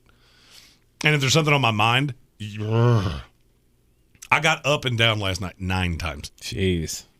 I finally fell asleep for the penultimate time. Yeah. And that is and that's the thing. Like, I have suggested so many things to him about, hey, maybe you should take this. He apparently can't do like sleeping aids, like melatonin and stuff like that. That's what started me on this. Yeah. So when I had Rona, I had to take nighttime cough medicine, and me and sleepy things don't do well. So it completely altered my sleep pattern. Now I can't sleep. Yep. I want to sleep all day, and then I can't sleep at night. Right. And so it leads to, if you want to really wind up somebody, take the most neurotic person you know and make them stay awake for 22 of 24 hours, and then let the world really wear on them. And it's kind of like, oddly enough, we're talking about fast food burgers, kind of like a Jack in the Box. And eventually it's just going to spring forth. Mm-hmm. Well, I'm at the I'm about right there. Yeah. Right now. So, JT Money said, have you tried a noise machine app? Okay, I before we get out of here, I have to mention this. My wife uses one of those. Okay. It drives me absolutely crazy. The white noise? Mm-hmm. It drives me absolutely crazy. She uses some yoga meditation music. Yeah. And it has these noises. And I don't know if everybody hears this way. I know I'm weird. I don't see color the same way you do. I don't know if maybe, I don't think you can be color deaf, so it's not that. There's a noise that happens in all of it, and it's just this little tiny noise. And she says, I don't even hear it. Mm-hmm. It sounds like a jackhammer right outside the window. So that's That's not a good one. Right. JT Money said, notebook next to your bed, write what's on your mind. Get out of your head that way. I do something very similar to that, which is I get up and I grab a cigarette and I yell at people on the street. So I think it's in the same ballpark. The people in my neighborhood officially. Oh, they love you. Oh, well, they think I'm a crazy person. Of course and they're you not are. wrong. Yeah. Did I tell you about almost hitting one with a snowball? No. So I live on the 4th floor, and my balcony is very, very small. Mm-hmm. But when it snowed, I started building an artillery of snowballs and just putting them on the table where my ashtray is. Well, I mean, okay, you build enough snowballs, eventually you have to throw one. Mm-hmm. Fact or fiction? Fact. We did it earlier today. We did. So I had this whole artillery of snowballs. And I saw somebody down on the street. And I went, I can fuck your day up. Like bad. And so being on the 4th story, got a long way to fall. Yep. So I threw it. I went behind the door and I opened it. It went over his shoulder. And he's sitting here looking around going, what happened? I have laughed about that for one solid week. Good for you. I came in inside and told Amy what I had done, and she went, "You are a menace." Yeah, I am. So, still no snow? You found a little bit of joy in the snow. Yeah, and I think we pissing can other convert people you. off. Yeah, I mean, that's I can find joy in anything if it can upset others. And again, and nobody's shocked. And I'm not going to lie. If you ever played basketball, there's a feeling when because I was a shooter. That's what it was my thing. I was a very good shooter. Mm-hmm. And I wasn't a very good shooter. I was a decent enough shooter. You like to shoot. I like to shoot. Hashtag team gets mine. Yeah. When I let that go, I swear to you, I thought it was going to hit him in the back of the head. Because I let it go, and it was just butter. And as soon as I let it go, I went, oh, shit. I'm the only one here. You know that's assault, right? Boop. Huh? They'll get you for assault for that. Yeah. It's hard to do when you can't find me. And I didn't actually hit the guy. Right. Looking close. Which is sad because I wasn't trying to. I think actually in this world, they can get you for assault just for that. Just for throwing a snowball at somebody. I didn't throw it at him. I threw it at the stop sign. He just so happened to be I was there. trying to hit the stop sign. I don't know if they're going to buy that. Although it does help that the chief of police is on your side. So never hurts. Never hurts to have that kind of backing. And we have a lot of that. And we appreciate Yes, we it do. greatly. This is a total aside. I don't even know how in the hell I got here. But yeah, the gist of what I was trying to say is thank you all for all the things that you do. I mean, in this one show alone, y'all literally sent in $145.70 in super chats. Thank you. There are that goes longer than you think it does. So, yes, it does. And we will be with you tomorrow. We'll be with you tomorrow afternoon, 4:30 start for the Cincinnati Bengals and the Tennessee Titans. We'll be hanging out once again, just giving our live reactions to the game, and we'll trivia and all that kind of stuff. Do you have like trivia questions? Oh yeah, we have a trivia cobbled together. We have a trivia game that I have been told this works through YouTube and Facebook Live. We're going to try it tomorrow. Okay. I have not had to pay for it yet. So we're going to try it. And it works with comments. Oh. And obviously, maybe you can figure out how this works. Chat rate goes up. They start showing you in more places. You have to answer the trivia questions in the comments. So nice. If it works, it's brilliant. Okay. If it doesn't work, no harm, no foul. At least we tried. At least we tried. And we'll find another way to do it. All right. So we'll do all of the things tomorrow during the Cincinnati Bengals and the Tennessee Titans 4:30 start for that live stream. We also will have a 6:30 live stream on Sunday for the Kansas City Chiefs and the Buffalo Bills. Live reactions to the games, all your comments, everything you want talked about during the game, we will be there. Thank you once again for all of your kind words and all of your support. And yes, we will see you next time right here in the Sportsocracy. Foodocracy. Foodocracy.